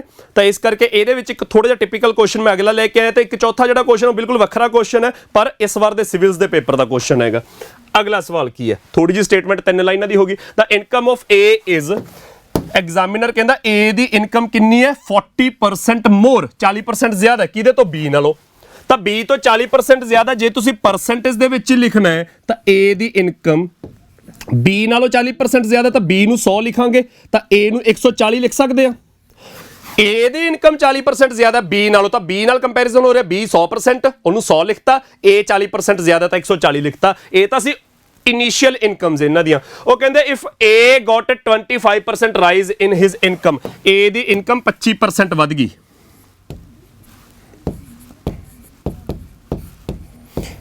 ਏ ਦੀ ਇਨਕਮ 25% ਵੱਧ ਗਈ, ਤਾਂ ਬੱਚੇ 140 ਦਾ 25% ਕਿੰਨਾ ਹੋ ਗਿਆ, 25% ਹੁੰਦਾ 1/4, ਤਾਂ ਉਹ ਹੋ ਗਿਆ 35। ਤਾਂ ਏ ਦੀ ਇਨਕਮ 35 ਵੱਧ ਗਈ, 140 ਦਾ 35 ਵੱਧ ਕੇ 175 ਹੋ ਗਈ। And B got 40% rise in his income, ਤੇ ਬੀ ਦੀ ਇਨਕਮ 40% ਵੱਧ ਗਈ, ਤਾਂ 100 ਦਾ 40% ਵੱਧ ਕੇ ਤਾਂ ਸਿੱਧੀ 140 ਹੋ ਜੂਗੀ, ਕਿਉਂਕਿ 100 ਦਾ 40% ਵਧਣਾ ਹੈ ਤਾਂ ਉਹ ਤਾਂ 100 ਦਾ 40% 40 ਬਣ ਜੂਗਾ, 40 ਵੱਧ ਕੇ 140 ਹੋ ਗਈ। ਤਾਂ ਐਗਜ਼ਾਮੀਨਰ ਕਹਿੰਦਾ then the percent increase in the combined incomes of A and B, A ਤੇ B ਦੀ ਕੰਬਾਈਨਡ ਇਨਕਮਸ ਦੇ ਵਿੱਚ ਕਿੰਨੇ ਪਰਸੈਂਟ ਦਾ ਇਨਕਰੀਜ਼ ਹੈ। ਤਾਂ ਬੱਚੇ A ਤੇ B ਦੀ ਕੰਬਾਈਨਡ ਇਨਕਮ ਪਹਿਲਾਂ ਕਿੰਨੀ ਸੀ, 240, 140 ਪਲੱਸ 100 ਕੰਬਾਈਨਡ ਇਨਕਮ 240, ਤੇ ਹੁਣ ਕਿੰਨੀ ਹੋ ਗਈ, 175 ਤੇ 140 ਹੋ ਗਈ 315। ਤਾਂ ਕਿੰਨਾ ਇਨਕਰੀਜ਼ ਹੈ ਬੱਚੇ, 240 ਤੋਂ 315, 75 ਦਾ ਇਨਕਰੀਜ਼ ਹੈ। ਆਪਾਂ ਦੱਸਣਾ ਹੈ, ਮੈਂ ਉੱਪਰ A plus B ਲਿਖ ਵੀ ਲੈਣਾ ਕਿ combined income of A plus B ਦੀ ਗੱਲ ਹੋ ਰਹੀ ਹੈ। ਤਾਂ A plus B the combined income ਦੇ ਵਿੱਚ ਕਿੰਨਾ ਇਨਕਰੀਜ਼ ਹੈ, 75 ਦਾ। ਆਪਾਂ ਪਰਸੈਂਟੇਜ ਕੱਢਣੀ ਹੈ ਤਾਂ ਇਨੀਸ਼ੀਅਲ ਦੇ ਨਾਲ ਕੰਪੇਅਰ ਕਰਾਂਗੇ, ਤਾਂ 75 ਦੀ ਪਰਸੈਂਟੇਜ ਨਿਕਲੂਗੀ 240 ਨਾਲ ਕੰਪੇਅਰ ਕਰਕੇ ਇੰਟੂ 100 ਕਰਾਂਗੇ। ਤਾਂ ਬੱਚੇ ਧਿਆਨ ਨਾਲ ਦੇਖੋ, 15 ਦੇ ਟੇਬਲ 'ਚ 15 5 75, 15 ਇੰਟੂ 16 240, ਤਾਂ 4 ਦੇ ਟੇਬਲ 'ਚ ਉੱਪਰ ਆ ਗਿਆ 25, ਥੱਲੇ 16 ਨੂੰ 4 ਤੇ ਕੱਟਿਆ 4, 25 5 125/4 ਆ ਗਿਆ। ਤਾਂ 125/4 ਤੁਹਾਡਾ ਕਿੰਨਾ ਬਣ ਗਿਆ, 31.25% ਦਾ ਇਨਕਰੀਜ਼। ਤਾਂ ਇਸ ਕੁਐਸਚਨ ਦਾ ਆਨਸਰ ਤੁਹਾਡਾ ਆ ਜਾਊਗਾ, ਇੱਥੇ ਵੀ ਡੈਸੀਮਲ ਦੇ ਵਿੱਚ ਆਪਸ਼ਨ ਹੈ 31.25% ਦਾ ਇਨਕਰੀਜ਼। ਇਹ ਸਾਡੇ ਪੰਜਾਬ ਦੇ ਪੇਪਰਾਂ ਦੇ ਪੁਆਇੰਟ ਆਫ ਵਿਊ ਨਾਲ ਗੱਲ ਕਰੀਏ ਤਾਂ ਥੋੜੇ ਜਿਹੇ ਇੰਪੋਰਟੈਂਟ ਸਵਾਲ ਨੇ। ਬਾਈ ਬਣ ਕੇ ਉਹਨੇ ਕਿ ਚੰਗੇ ਤਰੀਕੇ ਨਾਲ ਕਰੋ। ਜਿਹੜੇ ਸਟੂਡੈਂਟਸ ਹੁਣ ਜੁੜੇ ਨੇ ਸੈਸ਼ਨ ਦੇ ਵਿੱਚ, ਮਗਰੋਂ ਜੁੜੇ ਨੇ, ਮੈਂ ਇਹ ਦੱਸ ਦੇਣਾ ਕਿ ਅੱਜ ਦੇ ਸੈਸ਼ਨ ਦੇ ਵਿੱਚ ਆਪਾਂ ਪਹਿਲਾਂ ਟਾਈਮ ਸਪੀਡ ਡਿਸਟੈਂਸ ਦੇ ਕੁਝ ਇੰਪੋਰਟੈਂਟ ਐਗਜ਼ਾਮਸ, ਇੱਕ ਇੰਪੋਰਟੈਂਟ ਸਵਾਲ ਕਰਕੇ ਹਟੇ, ਜਿਹਦੇ ਵਿੱਚ ਇੱਕ ਸਵਾਲ ਨੈਬ ਦੇ ਪੇਪਰ ਦਾ, ਜਿਹੜਾ ਇਸ ਸਾਲ ਨੈਬ ਦਾ ਪੇਪਰ ਹੋਇਆ ਸੀ 22 ਮਈ ਨੂੰ, ਉਹ ਕੀਤਾ ਹੈਗਾ। ਉਸ ਤੋਂ ਬਾਅਦ ਪਰਸੈਂਟੇਜ ਦੇ ਕੁਝ ਉਹੋ ਜਿਹੇ ਸਵਾਲ ਕੀਤੇ ਜਿਹੜੇ ਪੰਜਾਬ ਦੇ ਪੇਪਰ 'ਚ ਆਏ ਨੇ, ਜਿਹਦੇ ਵਿੱਚੋਂ ਇੱਕ ਪੁਰਾਣੇ ਪੇਪਰ 'ਚੋਂ ਚੱਕਿਆ ਹੋਇਆ ਸਵਾਲ ਹੈ। ਇਹ ਥੋੜਾ ਜਿਹਾ ਟਿਪੀਕਲ ਸਵਾਲ ਸੀਗਾ, ਤਾਂ ਇਹ ਵੀ ਨਾਲ ਹੀ ਸੋਲਵ ਕੀਤਾ ਹੈ। ਇਸ ਤੋਂ ਬਾਅਦ ਪਰਸੈਂਟੇਜ ਦਾ ਸਵਾਲ ਹੋਊਗਾ, ਜਿਹੜਾ ਇਸ ਵਾਰ ਇਹਨਾਂ ਤੋਂ ਵੱਖਰਾ ਸਵਾਲ ਹੈਗਾ ਪਰਸੈਂਟੇਜ ਦੇ ਵਿੱਚੋਂ ਹੈ, ਜਿਹੜਾ ਇਸ ਵਾਰ ਦੇ ਸਿਵਲਸ ਦੇ ਪੇਪਰ 'ਚ ਹਰਿਆਣਾ ਜਾਂ ਹਿਮਾਚਲ 'ਚੋਂ ਕਿਸੇ ਇੱਕ ਦੇ ਪੇਪਰ 'ਚ ਆਇਆ ਹੋ ਸੀਗਾ 2022 ਦੇ ਵਿੱਚ। ਉਹ ਸਵਾਲ ਹੁਣ ਕਰਾਂਗੇ। ਜਿੰਨੇ ਸਟੂਡੈਂਟ ਮਗਰੋਂ ਜੁੜੇ ਆ ਜਾਂ ਜਿਹੜੇ ਪਹਿਲਾਂ ਦੇ ਬੈਠੇ ਬਾਈ ਬਣ ਕੇ ਸੈਸ਼ਨ ਨੂੰ, ਜੇ ਤੁਸੀਂ ਲਾਈਕ ਨਹੀਂ ਕੀਤਾ ਤਾਂ ਲਾਈਕ ਜ਼ਰੂਰ ਕਰ ਦਿਓ, ਹੋਰ ਵਿਦਿਆਰਥੀਆਂ ਦੇ ਨਾਲ ਸ਼ੇਅਰ ਜ਼ਰੂਰ ਕਰ ਦਿਓ। ਸੈਸ਼ਨ ਤੁਹਾਡੀ ਹਿੰਮਤ ਦੇ ਨਾਲ ਹੀ ਅੱਗੇ ਜਾਊਗਾ। ਅਗਲਾ ਸਵਾਲ ਦੇਖੋ ਬੱਚੇ, ਥੋੜਾ ਜਿਹਾ ਟਿਪੀਕਲ ਸਵਾਲ ਹੈ, ਅੱਧੇ ਕੁ ਲਾਈਨ ਦੀ ਸਟੇਟਮੈਂਟ ਹੈ, ਟਿਪੀਕਲ ਸਵਾਲ ਹੈ, ਉਹੇ ਜਿਹੇ ਟਿਪੀਕਲ ਆਪਸ਼ਨ ਨੇ, ਬਹੁਤ ਸੌਖੇ ਤਰੀਕੇ ਨਾਲ ਕਰ ਲਾਂਗੇ। ਤਾਂ ਬਾਈ ਬਣ ਕੇ ਧਿਆਨ ਨਾਲ ਦੇਖਿਓ। ਐਗਜ਼ਾਮੀਨਰ ਕਹਿੰਦਾ X% of A, if X% of A is same as Y% of B, then Z% of B will be। ਤਾਂ ਸਿੰਪਲ ਜੀ ਗੱਲ ਐਗਜ਼ਾਮੀਨਰ ਨੇ ਕਹੀ ਆ, ਉਹ XYZ AB ਦੇ ਵਿੱਚ ਹੀ ਕੁਐਸਚਨ ਪੁੱਛ ਲਿਆ, XYZ AB ਦੇ ਵਿੱਚ ਹੀ 4 ਆਪਸ਼ਨ ਦੇਤੇ, ਆਪਾਂ ਆਨਸਰ ਕਰਨਾ ਹੈ। ਤਾਂ ਧਿਆਨ ਨਾਲ ਦੇਖੋ ਐਗਜ਼ਾਮੀਨਰ ਨੇ ਕੀ ਕਿਹਾ। ਐਗਜ਼ਾਮੀਨਰ ਕਹਿੰਦਾ X% of A ਬੇਸ ਹੈ, ਉਹਦਾ X% ਕਿਹਦੇ ਬਰਾਬਰ ਹੈ, Y% of B ਦੇ ਬਰਾਬਰ ਹੈ। B ਬੇਸ ਹੈ, ਉਹਦਾ Y%, ਤਾਂ ਇਹ ਬਰਾਬਰ ਨੇ X% of A is equal to Y% of B। ਇਸ ਤੋਂ ਬਾਅਦ ਐਗਜ਼ਾਮੀਨਰ ਕਹਿੰਦਾ ਵੀ ਜੇ ਇਹ ਇਕੁਅਲ ਨੇ ਤਾਂ ਫਿਰ Z% of B ਦੱਸੋ ਕਿੰਨਾ ਹੈਗਾ। ਤਾਂ Z% of B ਕਿਹਦੇ ਬਰਾਬਰ ਹੋਊਗਾ, ਇੱਥੇ ਬੇਸ B ਹੈ, ਆਪਾਂ A ਦੇ ਵਿੱਚ ਦੱਸਣਾ ਹੈਗਾ। ਤਾਂ ਬੱਚੇ ਇੱਥੇ ਵੀ ਬੇਸ B ਹੈ, ਇੱਥੇ ਵੀ ਬੇਸ B ਹੈ। ਤਾਂ ਜੇ ਆਪਾਂ ਬੇਸ B ਕੰਸੀਡਰ ਕਰੀਏ, ਇਸ ਕੁਐਸਚਨ ਨੂੰ ਕਰਨ ਦੇ 36 ਤਰੀਕੇ ਨੇ, ਜਿਵੇਂ ਮਰਜ਼ੀ ਇਕੁਏਸ਼ਨ ਹੈ ਜਿਹਨੂੰ ਸੋਲਵ ਕਰਕੇ ਆਨਸਰ ਆ ਜਾਊਗਾ। ਤੁਸੀਂ ਧਿਆਨ ਨਾਲ ਦੇਖੋ ਕਿ ਇਸ ਕੁਐਸਚਨ ਨੂੰ ਕਰਨ ਦਾ ਸਭ ਤੋਂ ਸੌਖਾ ਤਰੀਕਾ ਕੀ ਹੈ। ਜੇ ਆਪਾਂ ਬੇਸ b ਲਈਏ ਤਾਂ b ਦਾ y% ਸਾਨੂੰ ਦਿੱਤਾ ਹੋਇਆ, b ਦਾ y% ਕਿਹਦੇ ਬਰਾਬਰ ਹੈ, x% ਆਫ a। ਆਪਾਂ ਹੁਣ y% ਦਾ ਬੇਸ ਨਹੀਂ ਲਿਖਿਆ ਕਿਉਂਕਿ ਬੇਸ ਫਿਕਸ ਕਰਤਾ ਕਿ b ਬੇਸ ਦੀ ਗੱਲ ਹੋ ਰਹੀ ਹੈ, ਉਹਦਾ y% ਕਿਹਦੇ ਬਰਾਬਰ ਹੈ, x% ਆਫ a। ਤੇ ਆਪਾਂ ਫਾਈਂਡ ਕੀ ਕਰਨਾ ਹੈ, ਉਸੇ ਬੇਸ ਦਾ z%, ਤਾਂ ਆਪਾਂ z% ਫਾਈਂਡ ਕਰਨਾ ਹੈ। ਆਹ ਆਪਣਾ ਕੁਐਸਚਨ ਹੈ। ਤਾਂ ਬੱਚੇ ਸਾਰੇ ਦਾ ਸਾਰਾ ਕੁਐਸਚਨ ਇੱਥੇ ਲਿਆ ਕੇ ਨਿਬੇੜ ਦਾਂਗੇ। y% ਦੀ ਵੈਲਿਊ ਕਿੰਨੀ ਹੈ, x% ਆਫ a, ਤਾਂ 1% ਕਿੰਨਾ ਹੋ ਜਾਊਗਾ, y ਨਾਲ ਡਿਵਾਈਡ 1% ਹੋ ਜਾਊਗਾ x over y% of a। ਇੱਧਰ ਵੀ y ਤੇ ਡਿਵਾਈਡ ਹੋ ਗਿਆ ਤਾਂ 1%, ਇੱਧਰ ਵੀ ਫਿਰ y ਤੇ ਡਿਵਾਈਡ ਹੋ ਜਾਊਗਾ x over y% of a। ਪਰ ਆਪਾਂ 1% ਨਹੀਂ ਕੱਢਣਾ, ਆਪਾਂ z% ਕੱਢਣਾ, ਤਾਂ z ਗੁਣਾ, ਤਾਂ ਇੱਧਰ ਵੀ z ਗੁਣਾ ਹੋ ਜਾਊਗਾ, x ਓਵਰ y ਦਾ z ਗੁਣਾ ਹੋ ਜਾਊਗਾ xz ਓਵਰ y, ਇੰਨੇ % ਆਫ a।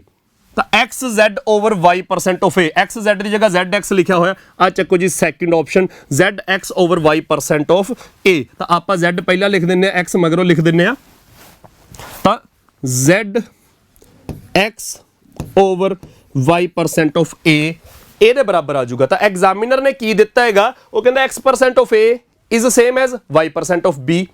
ਇੱਥੇ ਬੇਸ a ਹੈ, ਉਹਦਾ x%, ਇੱਥੇ ਬੇਸ b ਹੈ, ਉਹਦਾ y% ਬਰਾਬਰ ਨੇ। ਤਾਂ z% ਆਫ b ਫਾਈਂਡ ਕਰਨਾ, ਬੇਸ b ਫਾਈਂਡ ਕਰਨਾ ਹੈਗਾ।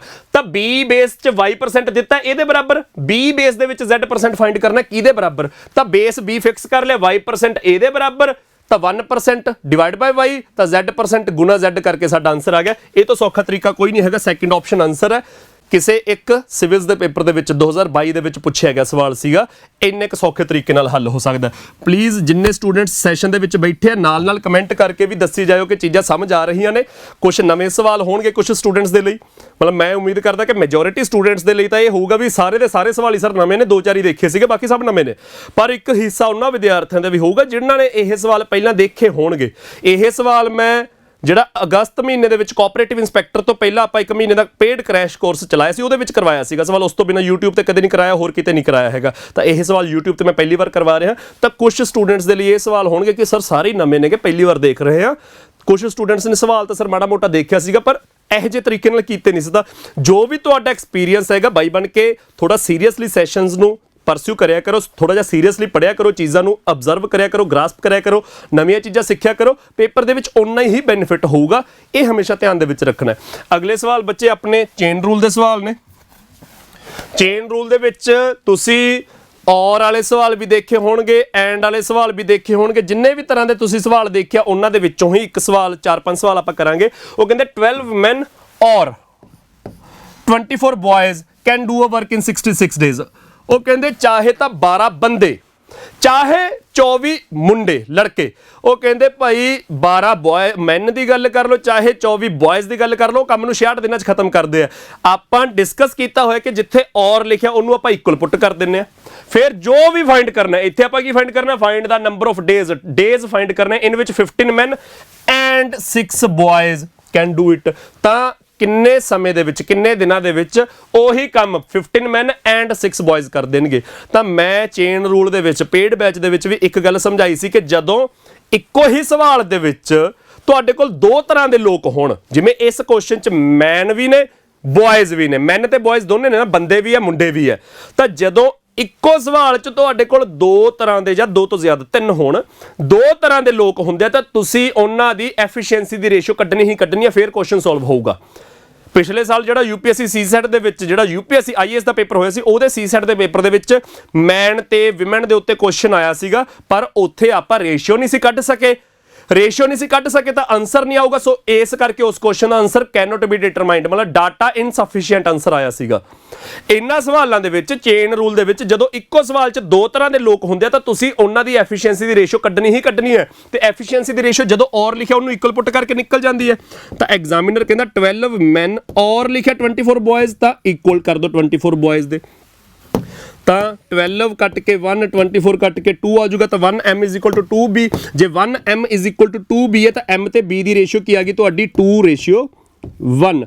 ਤਾਂ ਬੱਚੇ ਮੈਨ ਤੇ ਬॉय ਦੀ ਐਫੀਸ਼ੀਐਂਸੀ ਦੀ ਰੇਸ਼ੀਓ ਤਾਂ ਕੱਢਣੀ ਹੀ ਕੱਢਣੀ ਹੈ।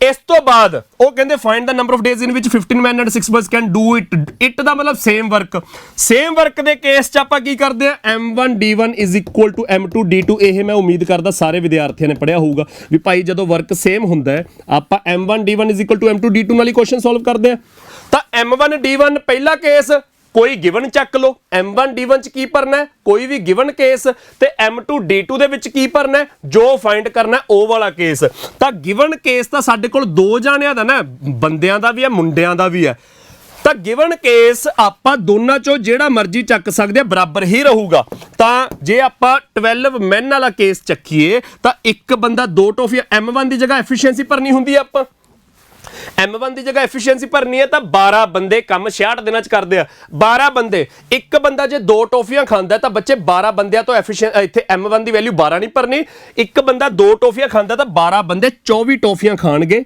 ਤੇ ਉਹ ਕੰਮ ਨੂੰ 66 ਦਿਨਾਂ ਦੇ ਵਿੱਚ ਖਤਮ ਕਰਦੇ ਆ is equal to m2 d2 ਜੋ ਫਾਈਂਡ ਕਰਨਾ ਉਹ ਫਾਈਂਡ ਕਰਨਾ 15 men and 6 boys 15 men ਇੱਕ ਬੰਦਾ ਦੋ ਟੋਫੀਆਂ ਤਾਂ 15 ਬੰਦੇ 30 ਟੋਫੀਆਂ 6 boys ਇੱਕ ਮੁੰਡਾ ਇੱਕ ਟੋਫੀ ਤਾਂ 6 ਮੁੰਡੇ 6 ਟੋਫੀਆਂ ਤਾਂ 30 ਤੇ 6 36 ਟੋਫੀਆਂ ਹੋ ਗਈਆਂ ਤਾਂ m2 ਦੀ ਵੈਲਿਊ 36 into d2 ਤੁਹਾਡਾ ਆਨਸਰ ਆ ਜਾਊਗਾ ਨੰਬਰ ਆਫ ਡੇਜ਼ ਤਾਂ ਕੈਲਕੂਲੇਸ਼ਨ ਦੇਖੋ 12 ਦੇ ਟੇਬਲ 'ਚ 2 ਤੇ 3 ਆ ਗਿਆ 3 ਨੇ 66 ਕੱਟਤਾ 22 ਗੁਣਾ ਤਾਂ 22 into 2 d2 ਦੀ ਵੈਲਿਊ ਆ ਗਈ ਤੁਹਾਡੀ 44 ਡੇਜ਼ ਤਾਂ ਇਸ ਕੁਐਸਚਨ ਦਾ ਆਨਸਰ ਤੁਹਾਡਾ 44 ਡੇਜ਼ ਆ ਜਾਊਗਾ ਇਹ ਤੁਹਾਡਾ ਮਤਲਬ ਪੰਜਾਬ ਦੇ ਪੇਪਰਾਂ ਦੇ ਵਿੱਚ ਚੇਨ ਰੂਲ ਦੇ तमाम ਤਰ੍ਹਾਂ ਦੇ ਸਵਾਲ ਆਉਂਦੇ ਨੇ ਚੇਨ ਰੂਲ ਦੇ ਵਿੱਚ ਕਰਦੇ ਤਾਂ ਆਪਾਂ m1 d1 m2 d2 ਹੀ ਆ ਜਾਂ m1 d1 ਜੇ ਵਰਕ ਸੇਮ ਨਹੀਂ ਹੈਗਾ ਤਾਂ m1 d1 over w1 m2 d2 over w2 ਤੁਹਾਨੂੰ ਮੈਂ ਉਮੀਦ ਕਰਦਾ ਕਿਉਂਕਿ ਮੈਂ ਦੇਖਿਆ ਪੜਾਉਂਦਿਆਂ ਨੂੰ ਟੀਚਰਸ ਨੂੰ ਤੁਹਾਨੂੰ ਇਹ ਚੈਪਟਰ ਕਈ ਤਰੀਕਿਆਂ ਨਾਲ ਪੜਾਇਆ ਜਾਂਦਾ ਵੀ ਆਹ ਸਵਾਲ ਐ ਜੇ ਹੋਣਗੇ ਜਿਹੜੇ ਆਹ ਕਿਸਮ ਦੇ ਸਵਾਲ ਨੇ ਉਹ ਐ ਹੋ ਜਾਣਗੇ ਜਿਹੜੇ ਉਹ ਤੀਜੇ ਤਰ੍ਹਾਂ ਦੇ ਸਵਾਲ ਨੇ ਉਹ ਇਸ ਤਰ੍ਹਾਂ ਹੋਣਗੇ ਤਾਂ ਬਿਲਕੁਲ ਅਲੱਗ-ਅਲੱਗ ਤਰੀਕੇ ਨਾਲ ਕਰਨ ਦੀ ਲੋੜ ਨਹੀਂ ਸਾਰੇ ਦਾ ਸਾਰਾ ਚੈਪਟਰ ਜਿੰਨੇ ਤਰ੍ਹਾਂ ਦੇ ਤੁਹਾਡੇ ਸਵਾਲ ਬਣਦੇ ਆ builder decided to build a farm house in 150 days ਉਹ ਸਵਾਲ ਵੀ ਇਸੇ ਤਰ੍ਹਾਂ garrison of 500 men for 30 days ਇਸੇ ਤਰ੍ਹਾਂ ਤਾਂ ਸਾਰੇ ਦੇ ਸਾਰੇ ਸਵਾਲ ਇੱਥੇ ਲਿਆ ਕੇ ਖੜੇ ਕੀਤੇ ਸੀ ਆਪਾਂ ਪੂਰਾ ਚੈਪਟਰ ਇਸੇ ਤਰ੍ਹਾਂ ਕੀਤਾ ਸੀਗਾ ਤਾਂ ਇੱਥੇ ਵੀ ਇਹ ਧਿਆਨ 'ਚ ਰੱਖਣਾ ਆਪਾਂ ਇਸ ਸੈਸ਼ਨ ਦੇ ਵਿੱਚ ਚੇਨ ਰੂਲ ਦੇ ਸਿਰਫ ਉਹ ਸਵਾਲ ਕਰ ਰਹੇ ਆ ਜਿੱਥੇ ਇੱਕੋ ਸਵਾਲ 'ਚ ਦੋ ਤਰ੍ਹਾਂ ਦੇ ਲੋਕ ਹੁੰਦੇ ਆ ਸਪੈਸੀਫਿਕ टाइप कर रहे हैं अगला सवाल देखो अगले च एग्जामिनर कहता 2 men और लिखा था इक्वल पुट कर देंगे 3 women और 4 boys तीन तरह के लोग आ गए मैन women boys तीन आ गए can do a work in 52 days then in how much time will 1 man 1 women and 1 boy do the same work ਤਾਂ ਬੱਚੇ ਆਪਾਂ ਕਿਉਂਕਿ ਇੱਕੋ ਸਵਾਲ ਚ ਮੈਨ women ਤੇ boys ਨੇ ਤਾਂ ਇਹਨਾਂ ਦੀ ਐਫੀਸ਼ੀਐਂਸੀ ਦੀ ਰੇਸ਼ੋ ਕੱਢਣੀ ਹੀ ਕੱਢਣੀ ਹੈ ਤਾਂ ਜਿੱਥੇ और लिखा उत्थे इक्वल पुट कर दो तो 2m is equal to 3w is equal to 4b ਤਾਂ इथों ਤੁਹਾਡੀ m w ਤੇ b ਦੀ ਰੇਸ਼ੋ ਕੀ ਆਜੂ ਬੱਚੇ ਰੇਸ਼ੋ ਦਾ ਸਿੱਧਾ ਫੰਕਸ਼ਨ ਯੂਜ਼ ਕਰਾਂਗੇ ਰੇਸ਼ੋ ਦਾ ਫੰਕਸ਼ਨ ਯੂਜ਼ ਕਰਕੇ m ਆ ਗਿਆ 6 w ਆ ਗਿਆ 4 b ਆ ਗਿਆ 3 ਤਾਂ ਮੈਨ ਵਿਮਨ ਤੇ ਬॉय ਦੀ ਐਫੀਸ਼ੀਐਂਸੀ ਦੀ ਰੇਸ਼ੋ ਆ ਗਈ ਤੁਹਾਡੀ 6:4:3 ਇਸ ਤੋਂ ਬਾਅਦ ਕੁਐਸਚਨ ਸੋਲਵ ਕਰਨ ਦਾ ਤਰੀਕਾ ਸੇਮ ਕਿਉਂਕਿ ਸੇਮ ਵਰਕ ਦੇ ਉੱਤੇ ਕੁਐਸਚਨ ਹੈ ਕੰਮ ਉਹੀ ਕਰਨਾ ਹੈ ਤਾਂ m1 d1 m2 d2 ਮੈਂ ਕਿਹਾ ਸੀ ਜਿਹੜੇ ਮਰਜ਼ੀ ਤਰ੍ਹਾਂ ਦਾ ਸਵਾਲ ਆ ਜੇ ਸਾਰੇ ਦੇ ਸਾਰੇ ਸਵਾਲ ਤੁਹਾਡੇ ਸੋਲਵ ਇਸੇ ਤਰੀਕੇ ਨਾਲ ਹੋਣਗੇ ਕਿ ਸੇਮ ਵਰਕ ਹੈ ਤਾਂ m1 d1 m2 d2 ਤੇ ਜੇ ਵਰਕ ਵੀ ਵੇਰੀ ਕਰਦੇ ਤਾਂ m1 d1 over w1 m2 d2 over w2 ਸਾਰੇ ਦੇ ਸਾਰੇ ਸਵਾਲ ਹੀ ਇੱਥੇ ਲਿਆ ਕੇ ਖੜੇ ਕਰਾਂਗੇ ਆਪਾਂ ਤਾਂ ਇੱਥੇ m1 d1 ਕੀ ਭਰਨਾ ਜਿਹੜਾ ਕੋਈ ਕੇਸ ਗਿਵਨ ਹੈ ਉਹ ਚੱਕ ਲਓ ਤੇ m2 d2 ਕੀ ਭਰਨਾ ਜਿਹੜਾ ਫਾਈਂਡ ਕਰਨਾ ਉਹ ਚੱਕ ਲਓ ਤਾਂ ਗਿਵਨ ਤਾਂ ਆਪਣੇ ਕੋਲ ਤਿੰਨ ਕੇਸ ਨੇ ਦੋ ਬੰਦਿਆਂ ਦਾ ਵੀ ਹੈ ਤਿੰਨ ਜਨਾਨੀਆਂ ਦਾ ਵੀ ਹੈ ਚਾਰ ਮੁੰਡਿਆਂ ਦਾ ਵੀ ਹੈ ਤਾਂ ਜਿਹੜਾ ਮਰਜ਼ੀ ਚੱਕ ਲਓ ਤਾਂ ਦੋ ਬੰਦਿਆਂ ਦਾ ਕੇਸ ਚੱਕਦੇ ਆ ਆਪਾਂ ਦੋ ਬੰਦੇ ਇੱਕ ਬੰਦਾ 6 ਟੋਫੀਆਂ ਖਾਂਦਾ ਤਾਂ ਦੋ ਬੰਦੇ 12 ਟੋਫੀਆਂ ਖਾਣਗੇ ਤਾਂ m1 ਦੀ ਵੈਲਿਊ ਬੱਚੇ 2 men ਨੇ ਤਾਂ 2 ਨਹੀਂ ਭਰਨਾ 2 men 6 ਦੇ ਹਿਸਾਬ ਨਾਲ 12 ਟੋਫੀਆਂ ਤੇ ਕੰਮ ਖਤਮ ਕਰਨਗੇ 52 ਦਿਨਾਂ ਦੇ ਵਿੱਚ ਤੇ ਫਾਈਂਡ ਜਿਹੜਾ ਕਰਨਾ m2 ਦੀ ਵੈਲਿਊ ਫਾਈਂਡ ਕਰਨਾ man women and boy and ਦਾ ਕੇਸ ਹੈ ਤਾਂ ਪਲੱਸ ਇੱਕ ਮੈਨ 6 ਟੋਫੀਆਂ ਇੱਕ ਵਿਮਨ 4 ਟੋਫੀਆਂ ਇੱਕ ਬॉय 3 ਟੋਫੀਆਂ ਤਾਂ 6 4 10 ਤੇ 3 13 ਕਿੰਨੇ ਦਿਨਾਂ ਦੇ ਵਿੱਚ ਕੰਮ ਖਤਮ ਕਰਨਗੇ d2 ਤੁਹਾਡਾ ਆਨਸਰ ਆ ਜਾਊਗਾ ਬੱਚੇ ਕੈਲਕੂਲੇਸ਼ਨ ਤੁਹਾਡੇ ਸਾਹਮਣੇ ਹੈ 13 ਤੇ 52 ਆ ਗਿਆ ਕੱਟ ਕੇ 4 ਤਾਂ 12 × 4 ਤੁਹਾਡਾ ਆਨਸਰ ਆ ਜਾਊਗਾ 48 ਦਿਨ ਤਾਂ ਇਸ ਕੁਐਸਚਨ ਦਾ ਤੁਹਾਡਾ ਆਨਸਰ ਆ ਜਾਊਗਾ 48 ਡੇਜ਼। ਤਾਂ ਸੀ ਆਪਸ਼ਨ ਬੱਚੇ ਇੱਥੇ ਤੁਹਾਡਾ ਆਨਸਰ ਹੈ। ਇਹ ਤੁਹਾਡਾ ਚੇਨ ਰੂਲ ਦਾ ਸਾਰਾ ਚੈਪਟਰ ਪੇਡ ਬੈਚ ਦੇ ਵਿੱਚ ਆਪਾਂ ਇੰਨੀ ਹੀ ਡਿਟੇਲ ਦੇ ਵਿੱਚ ਕੀਤਾ ਸੀਗਾ, ਹਰ ਇੱਕ ਤਰ੍ਹਾਂ ਦੇ ਸਵਾਲ ਕੀਤੇ ਸੀ ਤੇ ਇੱਥੇ ਲਿਆ ਕੇ ਖੜੇ ਕਰਤੇ ਸੀਗੇ ਸਾਰੇ ਦੇ ਸਾਰੇ ਸਵਾਲ। ਅਗਲਾ ਸਵਾਲ ਦੇਖ ਸਕਦੇ ਹੋ, ਇਹਦੇ ਵਿੱਚ ਬਿਨਾਂ ਟਾਈਮ ਵੇਸਟ ਕੀਤਿਆਂ ਬਾਈ ਬਣ ਕੇ ਜਿਨ੍ਹਾਂ ਨੂੰ ਸੈਸ਼ਨ ਪਸੰਦ ਆ ਰਿਹਾ, ਨਵੇਂ ਸਟੂਡੈਂਟਸ ਨੇ ਸੈਸ਼ਨ ਨੂੰ ਲਾਈਕ ਸ਼ੇਅਰ ਕਰ ਦਿਓ, ਚੈਨਲ ਸਬਸਕ੍ਰਾਈਬ ਕਰ ਦਿਓ, ਪੁਰਾਣੇ ਜਿਹੜੇ ਵਿਦਿਆਰਥੀ ਨੇ ਬੰਦੇ ਬਣ ਕੇ ਸੈਸ਼ਨ ਨੂੰ ਲਾਈਕ ਸ਼ੇਅਰ ਕਰੋ। A man, a women and a boy can do a piece of work in 3 days 4 days and 12 days respectively. ਤਾਂ ਬੱਚੇ ਉੱਪਰ ਔਰ ਨਹੀਂ ਲਿਖਿਆ ਹੋਇਆ ਇਸ ਕੁਐਸਚਨ ਦੇ ਵਿੱਚ, ਐਂਡ ਲਿਖਿਆ। ਐਂਡ ਪੜ੍ਹ ਕੇ ਭੁਲੇਖਾ ਲੱਗਿਆ ਕਿ ਪਲੱਸ ਦਾ ਕੇਸ ਹੈ, ਪਰ ਅੱਗੇ ਜਾ ਕੇ ਧਿਆਨ ਨਾਲ ਦੇਖਿਆ ਕਿ ਤਿੰਨਾਂ ਦਾ ਪਲੱਸ ਦਾ ਕੇਸ ਨਹੀਂ ਹੈਗਾ, ਤਿੰਨਾਂ ਦਾ ਅਲੱਗ-ਅਲੱਗ ਦਿੱਤਾ ਹੈ ਕਿ ਬੰਦਾ ਕਿਸੇ ਕੰਮ ਨੂੰ 3 ਦਿਨਾਂ 'ਚ ਕਰਦਾ, ਜਨਾਨੀ ਇੱਕ ਔਰਤ ਕੰਮ ਨੂੰ 4 ਦਿਨਾਂ 'ਚ ਕਰਦੀ ਹੈ, ਇੱਕ ਮੁੰਡਾ ਕੰਮ ਨੂੰ 12 ਦਿਨਾਂ 'ਚ ਕਰਦਾ ਰਿਸਪੈਕਟਿਵਲੀ। ਸੋ ਹਾਊ ਮੈਨੀ ਬॉयਜ਼, ਇਸ ਕੁਐਸਚਨ 'ਚ ਬॉयਜ਼ ਦੀ ਗਿਣਤੀ ਕੱਢਣੀ ਹੈ। Must assist 1 man and 1 women to complete the job in 1/4 of the day. ਤਾਂ ਬੱਚੇ ਕੰਮ ਇਸ ਕੁਐਸਚਨ 'ਚ ਵੀ ਉਹੀ ਹੈ, ਕੰਪਲੀਟ ਦਾ ਸੇਮ ਵਰਕ। ਤਾਂ ਸੇਮ ਵਰਕ ਦਾ ਕੇਸ ਹੈ ਤਾਂ M1D1 = M2D2 ਹੀ ਲਾਵਾਂਗੇ। M1D1 'ਚ ਕੀ ਭਰਾਂਗੇ? ਕੋਈ ਵੀ ਗਿਵਨ ਕੇਸ। M2D2 'ਚ ਕੀ ਭਰਾਂਗੇ? ਜੋ ਫਾਈਂਡ ਕਰਨਾ ਉਹ ਕੇਸ। ਤਾਂ ਪਹਿਲਾਂ ਕਿਉਂਕਿ ਇਸ ਕੁਐਸਚਨ 'ਚ ਇੱਕ ਤੋਂ ਜ਼ਿਆਦਾ ਤਰ੍ਹਾਂ ਦੇ ਲੋਕ ਨੇ ਤਾਂ ਆਪਾਂ ਉਹਨਾਂ ਦੀ ਰੇਸ਼ੋ ਲੈਣੀ ਹੀ ਲੈਣੀ ਹੈ। ਤਾਂ ਇੱਥੇ ਸਾਨੂੰ ਦਿੱਤਾ ਇੱਕ ਬੰਦਾ ਕਿਸੇ ਕੰਮ ਨੂੰ 3 ਦਿਨਾਂ ਦੇ ਵਿੱਚ ਕਰਦਾ, ਇੱਕ ਵਿਮਨ ਉਸ ਕੰਮ ਨੂੰ 4 ਦਿਨਾਂ ਦੇ ਵਿੱਚ ਕਰਦੀ ਹੈ, ਇੱਕ ਬॉय ਉਸ ਕੰਮ ਨੂੰ 12 ਦਿਨਾਂ ਦੇ ਵਿੱਚ ਕਰਦਾ। ਤਾਂ ਹੁਣ ਤੱਕ ਜਿਹੜੇ 2 ਸਵਾਲ ਕੀਤੇ ਸੀ ਉਹਨਾਂ ਦੇ ਵਿੱਚ ਤਾਂ ਸਾਨੂੰ ਸਿੱਧਾ ਔਰ ਲਿਖਿਆ ਆ ਗਿਆ ਸੀਗਾ। ਐਗਜ਼ਾਮੀਨਰ ਨੇ ਔਰ ਲਿਖਤਾ ਤਾਂ ਉਹਨੂੰ ਆਪਾਂ ਇਕੁਅਲ ਪੁੱਟ ਕਰ ਲਿਆ, ਇਕੁਅਲ ਪੁੱਟ ਕਰਕੇ ਰੇਸ਼ੋ ਦਾ ਫੰਕਸ਼ਨ ਲਾਇਆ, ਰੇਸ਼ੋ ਆ ਗਈ। ਇੱਥੇ ਐਗਜ਼ਾਮੀਨਰ ਨੇ ਕਿਤੇ ਔਰ ਨਹੀਂ ਦਿੱਤਾ, ਇੱਥੇ ਐਗਜ਼ਾਮੀਨਰ ਕਹਿੰਦਾ ਇੱਕ ਬੰਦਾ ਕੰਮ ਨੂੰ ਇੰਨੇ ਦਿਨਾਂ 'ਚ, ਇੱਕ ਜਨਾਨੀ ਇੰਨੇ ਦਿਨਾਂ 'ਚ, ਇੱਕ ਮੁੰਡਾ ਇੰਨੇ ਦਿਨਾਂ 'ਚ, ਤਿੰਨੇ ਸੈਪਰੇਟ ਕੇਸ ਦੇਤੇ। ਤਾਂ ਇਹਨਾਂ ਤਿੰਨਾਂ ਸੈਪਰੇਟ ਕੇਸਿਸ ਦੇ ਵਿੱਚ ਆਪਾਂ ਮੈਨ, ਵਿਮਨ, ਬॉय ਦੀ ਰੇਸ਼ੋ ਕਿਵੇਂ ਕੱਢਣੀ ਹੈ? ਤਾਂ ਬੱਚੇ ਕੰਮ ਤਾਂ ਉਹੀ ਕਰ ਰਹੇ ਨੇ ਨਾ, ਇੱਕ ਬੰਦਾ ਕੰਮ ਤਾਂ ਉਹੀ ਕਰ ਰਿਹਾ ਨਾ 3 ਦਿਨਾਂ 'ਚ, ਇੱਕ ਜਨਾਨੀ ਉਹੀ ਕੰਮ 4 ਦਿਨਾਂ 'ਚ, ਇੱਕ ਮੁੰਡਾ ਉਹੀ ਕੰਮ 12 ਦਿਨਾਂ 'ਚ। ਤਾਂ ਕੰਮ ਸੇਮ ਹੈ। ਤਾਂ ਤੁਸੀਂ ਹੋਰ ਕੁਝ ਨਹੀਂ ਕਰਨਾ, ਤੁਸੀਂ ਇਹਨਾਂ ਨੂੰ ਮਲਟੀਪਲਾਈ ਕਰਕੇ, ਇਹਨਾਂ ਨੂੰ ਮਲਟੀਪਲਾਈ ਕਰਕੇ, ਇਹਨਾਂ ਨੂੰ ਮਲਟੀਪਲਾਈ ਕਰਕੇ ਇਕੁਅਲ ਪੁੱਟ ਕਰ ਦੇਣਾ। ਤਾਂ 1 ਗੁਣਾ 3 ਹੋ ਗਿਆ 3m, 1 ਗੁਣਾ 4 ਹੋ ਗਿਆ 4w, ਇਕੁਅਲ ਪੁੱਟ ਕਰੀ ਜਾਓ। 1 ਗੁਣਾ 12 ਹੋ ਗਿਆ 12b। ਤਾਂ ਇੱਥੋਂ ਤੁਹਾਡੀ mw ਤੇ b ਦੀ ਰੇਸ਼ੋ ਕੀ ਆ ਜੂਗੀ? 4:3:1। ਤਾਂ ਬੱਚੇ ਤੁਹਾਡੀ ਮੈਨ, ਵਿਮਨ, ਬॉय ਦੀ ਰੇਸ਼ੋ ਆ ਗਈ, ਮੈਨ, ਵਿਮਨ, ਬॉय ਦੀ ਰੇਸ਼ੋ ਆ ਗਈ। ਇਸ ਤੋਂ ਬਾਅਦ ਕੁਐਸਚਨ ਨੂੰ ਸੋਲਵ ਕਰਨ ਦਾ ਤਰੀਕਾ ਉਹੀ, ਸੇਮ ਵਰਕ ਕਰਨਾ ਹੈ। ਤਾਂ M1D1 = M2D2 ਆਪਾਂ ਇੱਥੇ ਲਿਖ ਵੀ ਲੈਨੇ M1D1 = M2D2 ਤਾਂ ਕਿ ਜਦੋਂ ਤੁਸੀਂ ਕਦੇ ਦੁਬਾਰਾ ਦੇਖੋਗੇ ਤਾਂ ਪਤਾ ਲੱਗੇ ਕਿ ਕੀ ਚੀਜ਼ ਯੂਜ਼ ਕੀਤੀ ਹੈ। M1D1 'ਚ ਕੀ ਭਰਨਾ ਹੈ? ਕੋਈ ਵੀ ਗਿਵਨ ਕੇਸ। M2D2 'ਚ ਜੋ ਫਾਈਂਡ ਕਰਨਾ ਉਹ ਕੇਸ। ਤਾਂ M1D1 'ਚ ਭਰਦੇ ਆਪਾਂ ਮੈਨ ਵਾਲਾ ਕੇਸ। ਇੱਕ ਬੰਦਾ ਕੰਮ ਨੂੰ 3 ਦਿਨਾਂ 'ਚ ਖਤਮ ਕਰਦਾ, ਤਾਂ ਇੱਕ ਬੰਦਾ 4 ਟੋਫੀਆਂ ਖਾਂਦਾ, ਤਾਂ ਬੱਚੇ ਐਫੀਸ਼ੀਐਂਸੀ 4 ਲਿਖਣੀ ਹੈ। ਐਫੀਸ਼ੀਐਂਸੀ 4 ਲਿਖਣੇ, ਇੱਕ ਬੰਦੇ ਤੋਂ ਇੱਕ ਨਹੀਂ ਲਿਖਦੇ ਨਹੀਂ। ਇੱਕ ਬੰਦਾ 4 ਟੋਫੀਆਂ ਖਾਂਦਾ ਹੈ ਤਾਂ 4 ਕੰਮ 3 ਦਿਨਾਂ 'ਚ ਖਤਮ ਕਰਦੇ, ਤਾਂ D1 ਲਿਖਤਾ 3 = M2। ਇਸ ਕੁਐਸਚਨ 'ਚ M2 ਬਹੁਤ ਇੰਪੋਰਟੈਂਟ ਹੈ। ਐਗਜ਼ਾਮੀਨਰ ਕਹਿੰਦਾ ਇੱਕ ਮੈਨ, ਇੱਕ ਵਿਮਨ ਦੇ ਨਾਲ ਕਿੰਨੇ ਬॉयਜ਼ ਲਾਏ ਜਾਣ। ਤਾਂ ਕਿੰਨੇ ਬॉयਜ਼ ਦੇ ਲਈ ਬੱਚੇ ਆਪਾਂ n ਬॉयਜ਼ ਮੰਨ ਲਈਏ। ਤਾਂ ਇਹਨਾਂ ਦੀ ਐਫੀਸ਼ੀਐਂਸੀ ਕੀ ਬਣ ਗਈ? ਇੱਕ ਮੈਨ 4 ਟੋਫੀਆਂ, ਇੱਕ ਵਿਮਨ 3 ਟੋਫੀਆਂ, 7 ਤਾਂ ਇਹਨਾਂ ਦੋਹਾਂ ਦੀਆਂ ਹੋ ਗਈਆਂ। n ਬॉयਜ਼ ਨੇ, ਇੱਕ ਬॉय ਦੀ ਇੱਕ ਟੋਫੀ ਹੈ ਤਾਂ n ਬॉयਜ਼ ਦੀਆਂ n ਟੋਫੀਜ਼ ਹੋ ਗਈਆਂ। ਤਾਂ ਕੁੱਲ ਐਫੀਸ਼ੀਐਂਸੀ ਕਿੰਨੀ ਹੋ ਗਈ? 4 + 3 7 + n, ਤਾਂ 7 + n। ਇਹ ਹੋ ਗਈ M2 ਦੀ ਵੈਲਿਊ। ਤੇ ਕੰਮ ਖਤਮ ਕਰਨਾ ਹੈ 1/4 ਆਫ ਦਾ ਡੇ 'ਚ। ਤਾਂ ਜਿਹੜਾ ਬਾਏ 4 ਹੈ ਇੱਧਰ ਮਲਟੀਪਲਾਈ ਹੋ ਜਾਊਗਾ, ਜਿਹੜਾ ਬੱਚੇ ਉਧਰ ਡਿਵਾਈਡ ਬਾਈ 4 ਹੈ ਇੱਧਰ ਮਲਟੀਪਲਾਈ ਹੋ ਜੂ। ਤਾਂ 4 × 3 12 × 4 48। ਤਾਂ 7 + n ਦੀ ਵੈਲਿਊ ਆ ਜੂਗੀ ਤੁਹਾਡੀ 48। ਤਾਂ ਇੱਥੋਂ n ਤੁਹਾਡਾ ਆ ਜੂਗਾ 41। ਤਾਂ ਇਸ ਕੁਐਸਚਨ 'ਚ ਤੁਹਾਡਾ ਆਨਸਰ ਆ ਜੂਗਾ n 41 ਬॉयਜ਼। ਤਾਂ ਸੀ ਆਪਸ਼ਨ ਬੱਚੇ ਇਸ ਕੁਐਸਚਨ ਦਾ ਤੁਹਾਡਾ ਆਨਸਰ ਹੈ। ਇਹ ਤੁਹਾਡੇ ਚੇਨ ਰੂਲ ਦੇ ਕੁਝ ਕੁਐਸਚਨਸ ਨੇ ਕਿ ਜਿਹੜੇ ਤੁਸੀਂ ਆਮ ਤੌਰ ਤੇ ਪੇਪਰਾਂ 'ਚ ਦੇਖਦੇ ਹੋ। ਮੈਂ ਉਮੀਦ ਕਰਦਾ ਤੁਸੀਂ ਕਮੈਂਟ ਸੈਕਸ਼ਨ ਦੇ ਵਿੱਚ ਦੱਸ ਸਕਦੇ ਹੋ ਕਿ ਪੇਪਰਾਂ ਦੇ ਵਿੱਚ ਆਮ ਤੌਰ ਤੇ ਇਹ ਸਵਾਲ ਦੇਖੇ ਹੀ ਜਾਂਦੇ ਨੇ। ਚੇਨ ਰੂਲ ਦੇ ਵਿੱਚੋਂ ਪੰਜਾਬ ਦੇ ਪੇਪਰ 'ਚ ਜੋ ਕੁਝ ਬਣਿਆਗਾ ਉਹਦੇ ਆਲੇ ਦੁਆਲੇ ਦੇ ਹੀ ਸਵਾਲ ਨੇ ਇਹ ਸਾਰੇ ਦੇ ਸਾਰੇ। ਇਹ ਤੁਹਾਡਾ ਇੱਕ ਕੁਐਸਚਨ ਹੈ। ਇਸ ਤੋਂ ਬਾਅਦ ਥੋੜਾ ਜਿਹਾ ਇੰਟਰਸਟਿੰਗ ਕੁਐਸਚਨ ਆ ਗਿਆ, ਬਿਲਕੁਲ ਜਿਹਾ ਜਿਹਾ ਪਿਛਲਾ ਕੁਐਸਚਨ ਸੀ ਕਿ 10 men can finish a work in 10 days। ਪਿਛਲੇ 'ਚ ਕਿਹਾ ਸੀ 1 man 3 days, 1 woman 4 days। ਇੱਥੇ ਕਹਿੰਦੇ 10 men ਕਿਸੇ ਕੰਮ ਨੂੰ 10 days ਦੇ ਵਿੱਚ ਕਰਦੇ ਆ। 10 ਬੰਦੇ, ਮਾਰਕਰ ਦਾ ਕਲਰ ਚੇਂਜ ਕਰਕੇ ਲਿਖਾਂਗੇ ਆਪਾਂ, 10 ਬੰਦੇ ਕਿਸੇ ਕੰਮ ਨੂੰ 10 ਦਿਨਾਂ ਦੇ ਵਿੱਚ ਕਰਦੇ ਆ। ਤੇ ਅੱਗੇ ਐਗਜ਼ਾਮੀਨਰ ਕਹਿੰਦਾ 8 women can do the same work in 15 days, ਤੇ 8 ਜਨਾਨੀਆਂ ਉਹੀ ਕੰਮ 15 ਡੇਜ਼ ਦੇ ਵਿੱਚ ਕਰਦੀਆਂ ਨੇ। ਤਾਂ ਬੱਚੇ ਕੰਮ ਉਹੀ ਹੈ ਤਾਂ ਮੈਨ ਤੇ ਵਿਮਨ ਦੀ ਰੇਸ਼ੋ ਕਿਵੇਂ ਕੱਢਾਂਗੇ? ਇਹਨਾਂ ਨੂੰ ਮਲਟੀਪਲਾਈ ਕੀਤਾ 100m ਇਕੁਅਲ ਟੂ ਇਹਨਾਂ ਨੂੰ ਮਲਟੀਪਲਾਈ ਕੀਤਾ 120W। ਤਾਂ ਬੱਚੇ m ਤੇ w ਦੀ ਰੇਸ਼ੋ ਕੀ ਆਊਗੀ? ਧਿਆਨ ਨਾਲ ਦੇਖੋ, 20 ਦੇ ਟੇਬਲ 'ਚ 5 ਤੇ 6, 5m = 6w। ਤਾਂ m ਤੇ w ਦੀ ਰੇਸ਼ੋ ਕੀ ਆ ਗਈ ਤੁਹਾਡੀ? 6:5। ਤਾਂ m ਤੇ w ਦੀ ਰੇਸ਼ੋ ਆ ਗਈ 6:5, ਮਤਲਬ ਬੰਦਾ 6 ਟੌਫੀਆਂ ਖਾਂਦਾ ਹੈ ਤੇ ਇੱਕ ਜਨਾਨੀ 5 ਟੌਫੀਆਂ ਖਾਂਦੀ ਹੈ। ਇਸ ਤੋਂ ਬਾਅਦ ਐਗਜ਼ਾਮੀਨਰ ਨੇ ਕੱਢਣ ਨੂੰ ਕੀ ਕਿਹਾ? ਉਹ ਕਹਿੰਦਾ 15 men and 6 women undertake to finish twice the work। ਉਸ ਤੋਂ ਦੁੱਗਣਾ ਕੰਮ ਕਰਨਾ ਹੈ ਤਾਂ ਕਿੰਨੇ ਦਿਨ ਲੱਗਣਗੇ?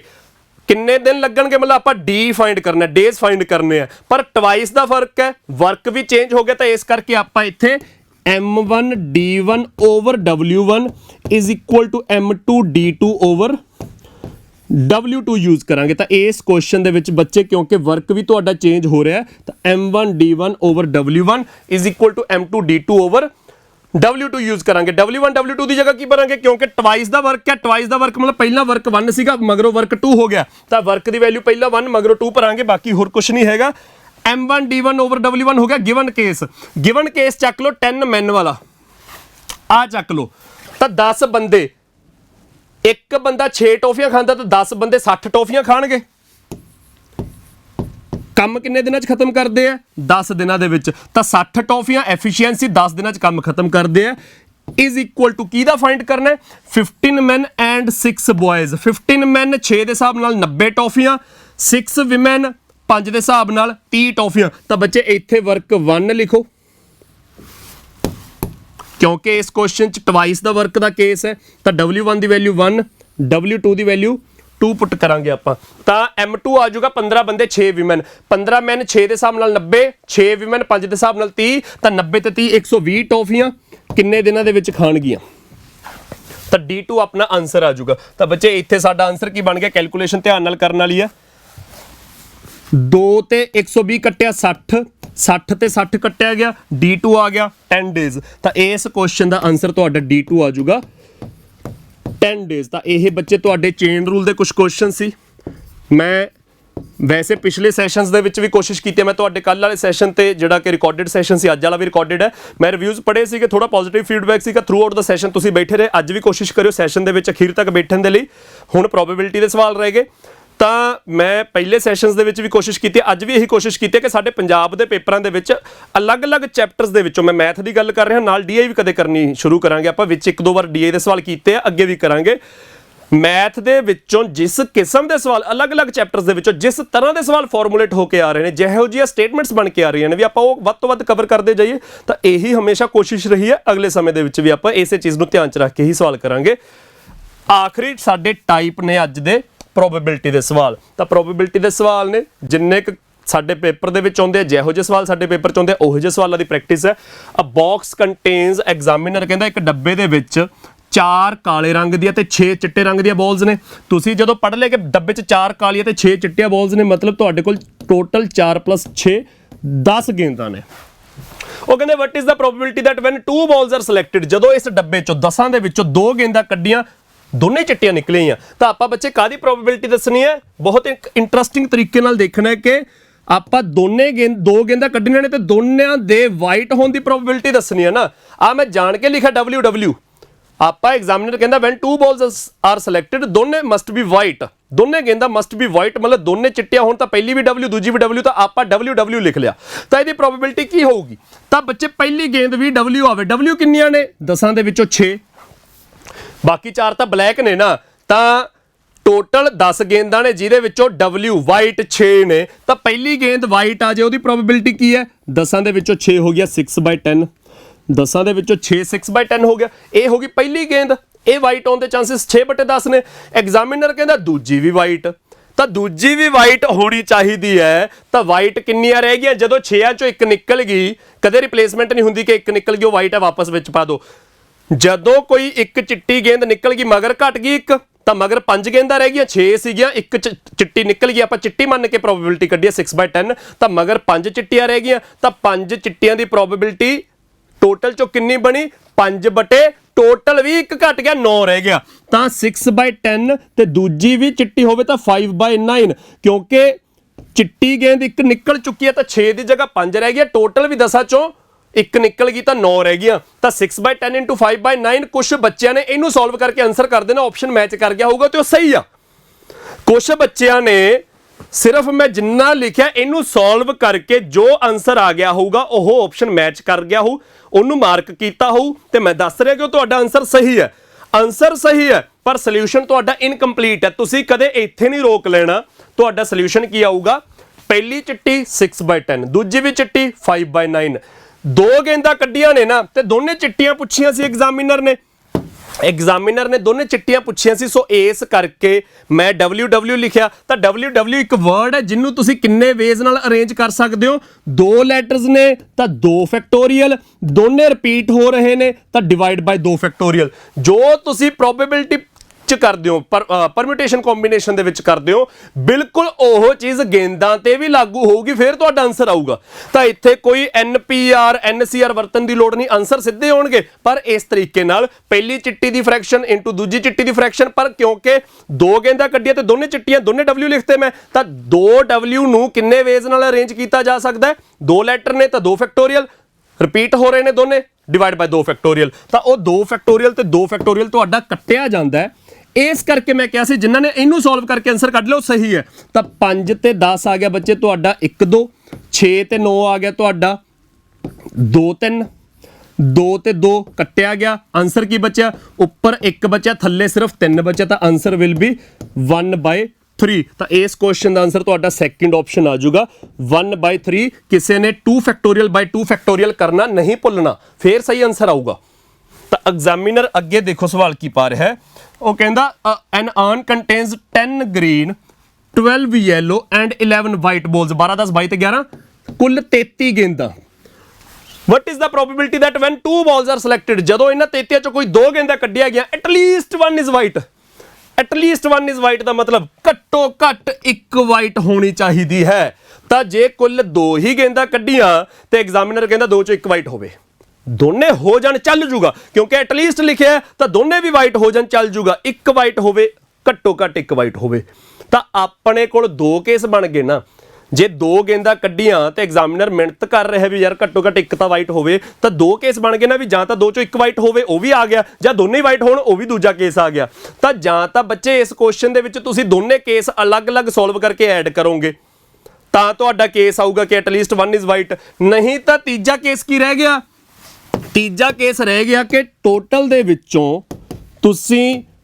ਨੋ ਵਾਈਟ ਦੋਨੇ ਹੀ ਵਾਈਟ ਨਹੀਂ ਹੈਗੀਆਂ ਮਾਈਨਸ ਕਰ ਦੋ ਤਾਂ ਵੀ ਤੁਹਾਡਾ ਇਹ ਕੇਸ ਬਣ ਗਿਆ ਵੀ ਐਟਲੀਸਟ ਵਨ ਇਜ਼ ਵਾਈਟ ਕਿ ਭਾਈ ਟੋਟਲ ਪ੍ਰੋਬੇਬਿਲਿਟੀ ਤਾਂ 1 ਹੁੰਦੀ ਹੈ 1 ਦੇ ਵਿੱਚੋਂ ਜੇ ਕੋਈ ਵਾਈਟ ਨਹੀਂ ਆਈ ਉਹਦਾ ਕੇਸ ਮਾਈਨਸ ਕਰ ਦਈਏ ਤਾਂ ਆਪਣੇ ਆਪ ਘੱਟੋ ਘੱਟ ਇੱਕ ਵਾਈਟ ਦਾ ਕੇਸ ਆ ਗਿਆ ਤਾਂ ਟੋਟਲ ਪ੍ਰੋਬੇਬਿਲਿਟੀ ਇਜ਼ 1 ਦੋਨੇ ਵਾਈਟ ਨਹੀਂ ਆਈਆਂ ਉਹਨੂੰ ਮੈਂ W' ਲਿਖਦਾ ਤਾਂ ਬੱਚੇ ਇੱਥੇ ਆਪਾਂ ਦੋਨੇ ਵਾਈਟ ਨਹੀਂ ਦੋਨੇ ਨੌਨ ਵਾਈਟ ਚਾਹੀਦੀਆਂ ਨੇ ਤਾਂ ਨੌਨ ਵਾਈਟ ਨੂੰ ਮੈਂ W' ਲਿਖਤਾ ਤਾਂ ਦੋਨੇ ਕਹਿੰਦਾ W' ਤਾਂ ਹੁਣ ਸਾਡੇ ਕੋਲ ਗੇਂਦਾਂ ਦੋ ਹੀ ਰੰਗਾਂ ਦੀਆਂ ਨੇ ਤਿੰਨ ਰੰਗਾਂ ਦੀਆਂ ਗੇਂਦਾਂ ਨਹੀਂ ਹੈਗੀਆਂ ਹੁਣ ਗੇਂਦਾਂ ਦੋ ਰੰਗਾਂ ਦੀਆਂ ਹੋ ਗਈਆਂ 11 ਚਿੱਟੀਆਂ 12 ਤੇ 10 22 ਨੌਨ ਵਾਈਟ 22 ਗੇਂਦਾਂ ਨੌਨ ਵਾਈਟ ਹੋ ਗਈਆਂ ਉਹ ਚ ਸਾਨੂੰ ਗ੍ਰੀਨ ਯੈਲੋ ਦਾ ਹੁਣ ਮਸਲਾ ਹੀ ਨਹੀਂ ਰਿਹਾ ਨੌਨ ਵਾਈਟ ਕੋਈ ਵੀ ਹੋਵੇ ਰੰਗ ਤੋਂ ਫਰਕ ਨਹੀਂ ਪੈਂਦਾ ਵਾਈਟ ਨਹੀਂ ਹੋਣੀ ਚਾਹੀਦੀ ਤਾਂ ਪਹਿਲੀ ਵਾਈਟ ਨਾ ਹੋਵੇ ਉਹ ਕਿੰਨੇ ਚਾਂਸਸ ਨੇ 12 ਤੇ 10 22 ਚ ਕੋਈ ਵੀ ਆ ਜਾਏ ਤਾਂ 22/33 ਪਹਿਲੀ ਨੌਨ ਵਾਈਟ ਦੇ ਚਾਂਸਸ 22/33 ਦੂਜੀ ਨੌਨ ਵਾਈਟ 22 ਦੀ ਜਗ੍ਹਾ 21 ਰਹਿ ਗਿਆ 33 ਦੀ ਜਗ੍ਹਾ 32 ਰਹਿ ਗਈਆਂ ਦੂਜੀ ਨੌਨ ਵਾਈਟ ਦੇ ਇਹ ਚਾਂਸਸ ਨੇ ਤੇ ਟੋਟਲ ਚਾਂਸਸ ਦੋਨੇ ਨੌਨ ਵਾਈਟ ਨੇ 2 ਫੈਕਟੋਰੀਅਲ ਦੋਨੇ ਹੀ ਰਿਪੀਟ ਹੋ ਰਹੀਆਂ ਨੇ ਤਾਂ ਡਿਵਾਈਡ ਬਾਈ 2 ਫੈਕਟੋਰੀਅਲ ਇਹਨੂੰ ਸੋਲਵ ਕਰਕੇ ਤੁਸੀਂ 1 ਚੋਂ ਮਾਈਨਸ ਕਰਕੇ ਤੁਹਾਡਾ ਆਨਸਰ ਆ ਜਾਊਗਾ ਤਾਂ 2 ਫੈਕਟੋਰੀਅਲ ਬਟੇ 2 ਫੈਕਟੋਰੀਅਲ ਕੱਟਿਆ ਗਿਆ 22 ਤੇ 33 ਤੁਹਾਡਾ 2/3 ਆ ਗਿਆ 3 ਨੇ 21 ਕੱਟਿਆ 7 2 ਨੇ 32 ਕੱਟਿਆ 16 ਤਾਂ ਤੁਹਾਡਾ ਆਨਸਰ ਕਿੰਨਾ ਆ ਗਿਆ ਬੱਚੇ ਤੁਹਾਡਾ ਆਨਸਰ ਆ ਗਿਆ 1 - 7/16 ਤਾਂ 1 - 7/16 ਕਿੰਨਾ ਹੋ ਗਿਆ ਤੁਹਾਡਾ 9/16 ਤਾਂ ਇਸ ਕੁਐਸਚਨ ਦਾ ਆਨਸਰ ਬੱਚੇ ਤੁਹਾਡਾ ਸੈਕਿੰਡ ਆਪਸ਼ਨ ਆ ਜਾਊਗਾ 9/16 ਇਹ ਤੁਹਾਡੇ ਪ੍ਰੋਬੇਬਿਲਿਟੀ ਦੇ ਕੁਝ ਸਵਾਲ ਨੇ ਜੋ ਕਿ ਪੇਪਰ 'ਚ ਤੁਸੀਂ ਆਮ ਤੌਰ ਤੇ ਦੇਖਦੇ ਹੋ। ਮੈਂ ਫਿਰ ਉਹੀ ਗੱਲ ਕਹਿ ਰਿਹਾ, ਹੁਣ ਆਪਾਂ ਪ੍ਰੋਬੇਬਿਲਿਟੀ ਤੇ ਪਹੁੰਚ ਗਏ ਕਿ ਭਾਈ ਪੇਪਰ 'ਚ ਕਿਹੋ ਜਿਹੇ ਸਵਾਲ ਆਉਂਦੇ ਨੇ। ਤੁਸੀਂ ਕਮੈਂਟ ਸੈਕਸ਼ਨ ਦੇ ਵਿੱਚ ਦੱਸ ਦਿਓ ਕਿ ਇਹ ਸਵਾਲ ਪੇਪਰਾਂ ਦੇ ਵਿੱਚ ਤੁਸੀਂ ਕਦੇ ਮਿਲਦੇ ਜੁਲਦੇ ਦੇਖੇ ਆ ਜਾਂ ਨਹੀਂ ਦੇਖੇ। ਮੈਂ ਪਹਿਲੇ ਦਿਨ ਤੋਂ ਕਹਿ ਰਿਹਾ ਕਿ ਮੈਂ ਕੋਸ਼ਿਸ਼ ਕਰੂੰਗਾ ਕਿ ਜੋ ਪੇਪਰਾਂ ਦੇ ਵਿੱਚ ਤੁਸੀਂ ਦੇਖਣਾ ਹੈ ਅਗਲੇ ਸਮੇਂ 'ਚ ਜਾ ਕੇ, ਚਾਹੇ ਮਹੀਨੇ 2 ਮਹੀਨੇ ਨੂੰ ਕੋਈ ਪੇਪਰ ਦੇਣਾ, ਚਾਹੇ 4-6 ਮਹੀਨੇ ਨੂੰ ਤੁਸੀਂ ਪਟਵਾਰੀ ਦਾ ਜਾਂ ਪੰਜਾਬ ਪੁਲਿਸ ਦਾ ਪੇਪਰ ਦੁਬਾਰਾ ਦੇਖਣਾ, ਸਬ ਇੰਸਪੈਕਟਰ ਕਾਂਸਟੇਬਲ ਦਾ, ਤੁਸੀਂ ਇਹੋ ਜਿਹੇ ਸਵਾਲ ਹੀ ਪੇਪਰਾਂ ਦੇ ਵਿੱਚ ਦੇਖਣੇ ਆ। ਆਖਰੀ ਸਵਾਲ ਮੇਰੇ ਖਿਆਲ 'ਚ, A bag contains 8 red and 7 black balls। ਤਾਂ 8 ਤੇ 7 ਕੁੱਲ 15 ਗੇਂਦਾਂ ਨੇ। ਉਹ ਕਹਿੰਦੇ 15 ਚੋਂ 8 ਲਾਲ ਤੇ 7 ਕਾਲੀਆਂ ਗੇਂਦਾਂ ਨੇ। 2 balls are drawn at random, what is the probability that both the balls are of the same color? Examiner ਕਹਿੰਦਾ 2 ਗੇਂਦਾਂ ਕੱਢੀਆਂ, ਕੀ ਪ੍ਰੋਬੇਬਿਲਿਟੀ ਹੈ ਕਿ ਦੋਨੇ ਸੇਮ ਕਲਰ ਦੀਆਂ ਹੋਣ? ਬੱਚੇ ਜਿਹੜਾ ਪਹਿਲਾ ਕੁਐਸਚਨ ਸੀ ਇਹਦੇ ਵਿੱਚ ਉਹ 'ਚ ਐਗਜ਼ਾਮੀਨਰ ਕਹਿੰਦਾ both must be white। ਉੱਥੇ ਕਲੀਅਰ ਹੈ ਦੋਨੇ ਸੇਮ ਕਲਰ ਦੀਆਂ, ਪਰ ਸੇਮ ਕਲਰ ਵੀ ਕਿਹੜਾ? ਵਾਈਟ। ਇਸ ਕੁਐਸਚਨ 'ਚ ਐਗਜ਼ਾਮੀਨਰ ਕਹਿੰਦਾ ਦੋਨੇ ਗੇਂਦਾਂ ਸੇਮ ਕਲਰ ਦੀਆਂ ਹੋਣ, ਪਰ ਕਿਹੜਾ ਉਹ ਨਹੀਂ ਦੱਸਿਆ। ਤਾਂ ਅਸੀਂ ਉੱਥੇ 2 ਕੇਸ ਲਵਾਂਗੇ। ਇੱਕ ਤਾਂ ਹੋ ਸਕਦਾ ਕਿ ਦੋਨੇ ਰੈੱਡ ਹੋਣ, ਇੱਕ ਕੇਸ ਹੋ ਸਕਦਾ ਕਿ ਦੋਨੇ ਬਲੈਕ ਹੋਣ। ਤਾਂ ਇਹ ਦੋਨੇ ਕੇਸ ਨੇ ਸੇਮ ਕਲਰ ਵਾਲੇ, ਇਹ ਦੋਨੇ ਕੇਸ ਨੇ ਕਿ ਗੇਂਦਾਂ ਸੇਮ ਕਲਰ ਦੀਆਂ ਹੋਣ। ਤਾਂ ਬੱਚੇ ਇਹਦੇ ਵਿੱਚ ਜਾਂ ਤਾਂ ਤੁਸੀਂ ਇਹ ਦੋਨੇ ਕੇਸ ਕੱਢ ਕੇ ਐਡ ਕਰ ਲਓ, ਜੋ ਕਿ ਆਪਾਂ ਕਰਾਂਗੇ, ਨਹੀਂ ਤਾਂ ਸੌਖਾ ਤਰੀਕਾ, ਇਸ ਤੋਂ ਵੀ ਸੌਖਾ ਤਰੀਕਾ ਕੀ ਹੈ ਕਿ ਸਾਨੂੰ ਚਾਹੀਦੀ ਹੈ ਦੋਨੇ ਗੇਂਦਾਂ ਸੇਮ ਕਲਰ ਦੀਆਂ, ਤਾਂ ਅਸੀਂ 1 ਮਾਈਨਸ ਕਰ ਦਈਏ ਦੋਨੇ ਨੌਨ ਸੇਮ। ਤਾਂ ਦੋਨੇ ਨੌਨ ਸੇਮ ਦਾ ਇੱਕੋ ਹੀ ਕੇਸ ਹੈ ਨਾ, ਇੱਕ ਰੈੱਡ ਇੱਕ ਬਲੈਕ। ਤਾਂ ਅਸੀਂ ਇਹਦੀ ਜਗ੍ਹਾ, ਮੈਂ ਚਲੋ ਦੂਜੇ ਤਰੀਕੇ ਨਾਲ, ਮੈਂ ਸੋਚਿਆ ਨਹੀਂ ਸੀ ਦੂਜੇ ਨਾਲ ਕੱਢਾਂਗੇ, ਕੱਢ ਕੇ ਦੇਖਦੇ ਹਾਂ। 1 ਮਾਈਨਸ ਇੱਕ ਰੈੱਡ ਇੱਕ ਬਲੈਕ, ਆਹ ਕਰਦੇ ਆ, ਦੋਨੇ ਨੌਨ ਸੇਮ। ਤਾਂ 1 ਮਾਈਨਸ ਰੈੱਡ ਬਲੈਕ ਕੀ ਹੋ ਗਿਆ? 1 ਤਾਂ ਟੋਟਲ ਪ੍ਰੋਬੇਬਿਲਿਟੀ ਆ, ਮਾਈਨਸ ਇੱਕ ਰੈੱਡ, ਰੈੱਡ ਕਿੰਨੀ ਆ? 8/15। ਦੂਜੀ ਬਲੈਕ, ਤਾਂ ਬੱਚੇ ਬਲੈਕ ਤਾਂ 7 ਹੀ ਨੇ, ਪਰ ਟੋਟਲ 14 ਰਹਿ ਗਈਆਂ। ਇੱਕ ਰੈੱਡ ਨਿਕਲ ਚੁੱਕੀ ਤਾਂ 15 ਦੀ ਜਗ੍ਹਾ 14 ਰਹਿ ਗਈਆਂ। ਇਨਟੂ, ਹੁਣ ਇਨਟੂ ਕੀ ਕਰਨਾ ਹੈ? ਇੱਕ ਰੈੱਡ ਇੱਕ ਬਲੈਕ, ਤਾਂ 2 ਲੈਟਰ ਹੋ ਗਏ ਨਾ, ਆਰ ਤੇ ਬੀ, ਤਾਂ 2 ਲੈਟਰ ਹੋ ਗਏ, 2 ਫੈਕਟੋਰੀਅਲ। ਕੁਛ ਰਿਪੀਟ ਹੋ ਰਿਹਾ ਬੱਚੇ, ਰਿਪੀਟ ਕੁਛ ਨਹੀਂ ਹੋ ਰਿਹਾ, ਤਾਂ ਇੱਥੇ ਡਿਵਾਈਡ ਨਹੀਂ ਕਰਾਂਗੇ। ਡਿਵਾਈਡ ਕੀਤਾ ਸੀ ਜਦੋਂ ਰਿਪੀਟ ਹੁੰਦਾ, ਦੋਨੇ W' ਹੈ, ਦੋਨੇ W ਹੈ। ਇੱਥੇ ਇੱਕ R ਇੱਕ B ਹੈ, ਤਾਂ 2 ਫੈਕਟੋਰੀਅਲ, ਪਰ ਰਿਪੀਟ ਨਹੀਂ ਹੋ ਰਹੇ ਤਾਂ ਕੁਛ ਡਿਵਾਈਡ ਨਹੀਂ ਹੋਊਗਾ। ਤਾਂ ਬੱਚੇ ਤੁਹਾਡਾ ਇੱਥੇ ਆਨਸਰ ਕੀ ਆ ਜਾਊਗਾ ਸੋਲਵ ਕਰਕੇ? 7 ਤੇ 14 ਆ ਗਿਆ 2 ਫੈਕਟੋਰੀਅਲ ਦੀ ਵੈਲਿਊ 2 ਹੀ ਹੁੰਦੀ ਹੈ, ਤਾਂ 2 ਫੈਕਟੋਰੀਅਲ ਵੀ 2, ਆ ਵੀ 2 ਕੱਟਿਆ, 8/15। ਇੱਕ ਦੇ ਵਿੱਚੋਂ ਜਦੋਂ ਤੁਸੀਂ 8/15 ਮਾਈਨਸ ਕੀਤਾ ਤਾਂ ਤੁਹਾਡਾ ਆਨਸਰ ਕਿੰਨਾ ਆ ਗਿਆ? 7/15। ਤਾਂ ਇਸ ਕੁਐਸਚਨ ਦਾ ਆਨਸਰ ਬੱਚੇ ਤੁਹਾਡਾ 7/15 ਸੀ ਆਪਸ਼ਨ ਆ ਜਾਊਗਾ ਜੀ। ਮੈਂ ਜਿਹੜਾ ਕੇਸ ਸਮਝਾਉਣ ਲੱਗਿਆ ਸੀ ਕਿ ਦੋਨੇ ਰੈੱਡ ਜੋੜ ਲਓ ਦੋਨੇ ਬਲੈਕ ਜੋੜ ਲਓ, ਉਹਦੇ ਨਾਲ ਵੀ 7/15 ਆਉਣਾ ਸੀਗਾ। ਇਹ ਮੈਂ ਸੋਚਿਆ ਨਹੀਂ ਸੀ ਕਿ ਇਸ ਤਰ੍ਹਾਂ ਕਰਾਉਂਗਾ, ਇੱਥੇ ਆਪਾਂ ਸੋਲਵ ਕੀਤਾ, ਸੌਖਾ ਆ ਗਿਆ ਸਮਝ ਕੇ ਭਾਈ। ਜਦੋਂ ਆਪਾਂ 2 ਗੇਂਦਾਂ ਕੱਢੀਆਂ ਦੋਨੇ ਸੇਮ ਕਲਰ ਦੀਆਂ ਚਾਹੀਦੀਆਂ ਨੇ, ਤਾਂ ਆਪਾਂ ਜਾਂ ਤਾਂ ਦੋਨੇ ਸੇਮ ਕਲਰ ਦੇ ਕੇਸ ਲਈਏ, ਦੋਨੇ ਰੈੱਡ ਤੇ ਦੋਨੇ ਬਲੈਕ ਵਾਲੇ, ਉਹਨਾਂ ਨੂੰ ਜੋੜ ਕੇ ਆਨਸਰ ਕਰੀਏ, ਜਾਂ ਫਿਰ ਆਪਾਂ ਹੋਰ ਤੀਜਾ ਕੀ ਹੋ ਸਕਦਾ ਵੀ ਦੋਨੇ ਨਾ ਸੇਮ ਹੋਣ, ਇੱਕ ਰੈੱਡ ਇੱਕ ਬਲੈਕ ਹੋਵੇ। ਤਾਂ ਆਹ 2 ਫੈਕਟੋਰੀਅਲ ਨਾਲ ਗੁਣਾ ਕਿਉਂ ਕੀਤਾ? ਕਿਉਂਕਿ ਪਹਿਲੀ ਰੈੱਡ ਦੂਜੀ ਬਲੈਕ ਇੱਕ ਕੇਸ ਹੈ, ਪਹਿਲੀ ਬਲੈਕ ਦੂਜੀ ਰੈੱਡ ਉਹ ਵੱਖਰਾ ਕੇਸ ਹੈ, ਇਸ ਕਰਕੇ 2 ਫੈਕਟੋਰੀਅਲ ਯਾਨੀ ਕਿ 2 ਨਾਲ ਗੁਣਾ ਕੀਤਾ ਹੈਗਾ।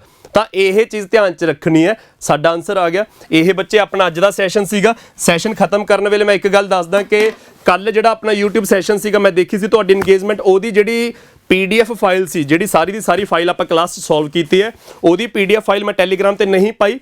ਤਾਂ ਉਸ ਕੱਲ ਵਾਲੀ ਕਲਾਸ ਦੀ ਫਾਈਲ ਤੇ ਅੱਜ ਵਾਲੀ ਕਲਾਸ ਦੀ ਫਾਈਲ, ਦੋਨੇ ਫਾਈਲਾਂ ਮੈਂ ਅੱਜ ਸ਼ਾਮ ਤੱਕ ਟੈਲੀਗ੍ਰਾਮ ਚੈਨਲ ਤੇ ਪਾ ਦੂੰਗਾ। ਤੁਸੀਂ ਟੈਲੀਗ੍ਰਾਮ ਚੈਨਲ, ਜ਼ਿਆਦਾਤਰ ਬੱਚੇ ਪੁਰਾਣੇ ਨੇ, ਜਿਹੜੇ ਨਵੇਂ ਬੱਚੇ ਜੁੜੇ ਨੇ ਸੈਸ਼ਨ ਦੇ ਵਿੱਚ, ਉਹ ਸਕਸੈਸ ਟਰੀ ਪੰਜਾਬ ਦੇ ਨਾਮ ਤੋਂ ਟੈਲੀਗ੍ਰਾਮ ਚੈਨਲ ਸਰਚ ਕਰਕੇ ਜੁਆਇਨ ਕਰ ਸਕਦੇ, ਨਹੀਂ ਤਾਂ ਡਿਸਕ੍ਰਿਪਸ਼ਨ ਦੇ ਵਿੱਚ ਲਿੰਕ ਹੈ, ਮੈਂ ਕਮੈਂਟ ਸੈਕਸ਼ਨ ਦੇ ਵਿੱਚ ਵੀ ਪੋਸਟ ਕਰਵਾਇਆ ਹੋਇਆ। ਤਾਂ ਡਿਸਕ੍ਰਿਪਸ਼ਨ ਦੇ ਵਿੱਚ ਲਿੰਕ ਹੈ ਸਕਸੈਸ ਟਰੀ ਪੰਜਾਬ ਦਾ ਟੈਲੀਗ੍ਰਾਮ ਚੈਨਲ, ਉੱਥੇ ਤੁਹਾਨੂੰ ਇਹ ਫਾਈਲਸ ਦੀਆਂ PDFs ਮਿਲਦੀਆਂ ਜਾਣਗੀਆਂ।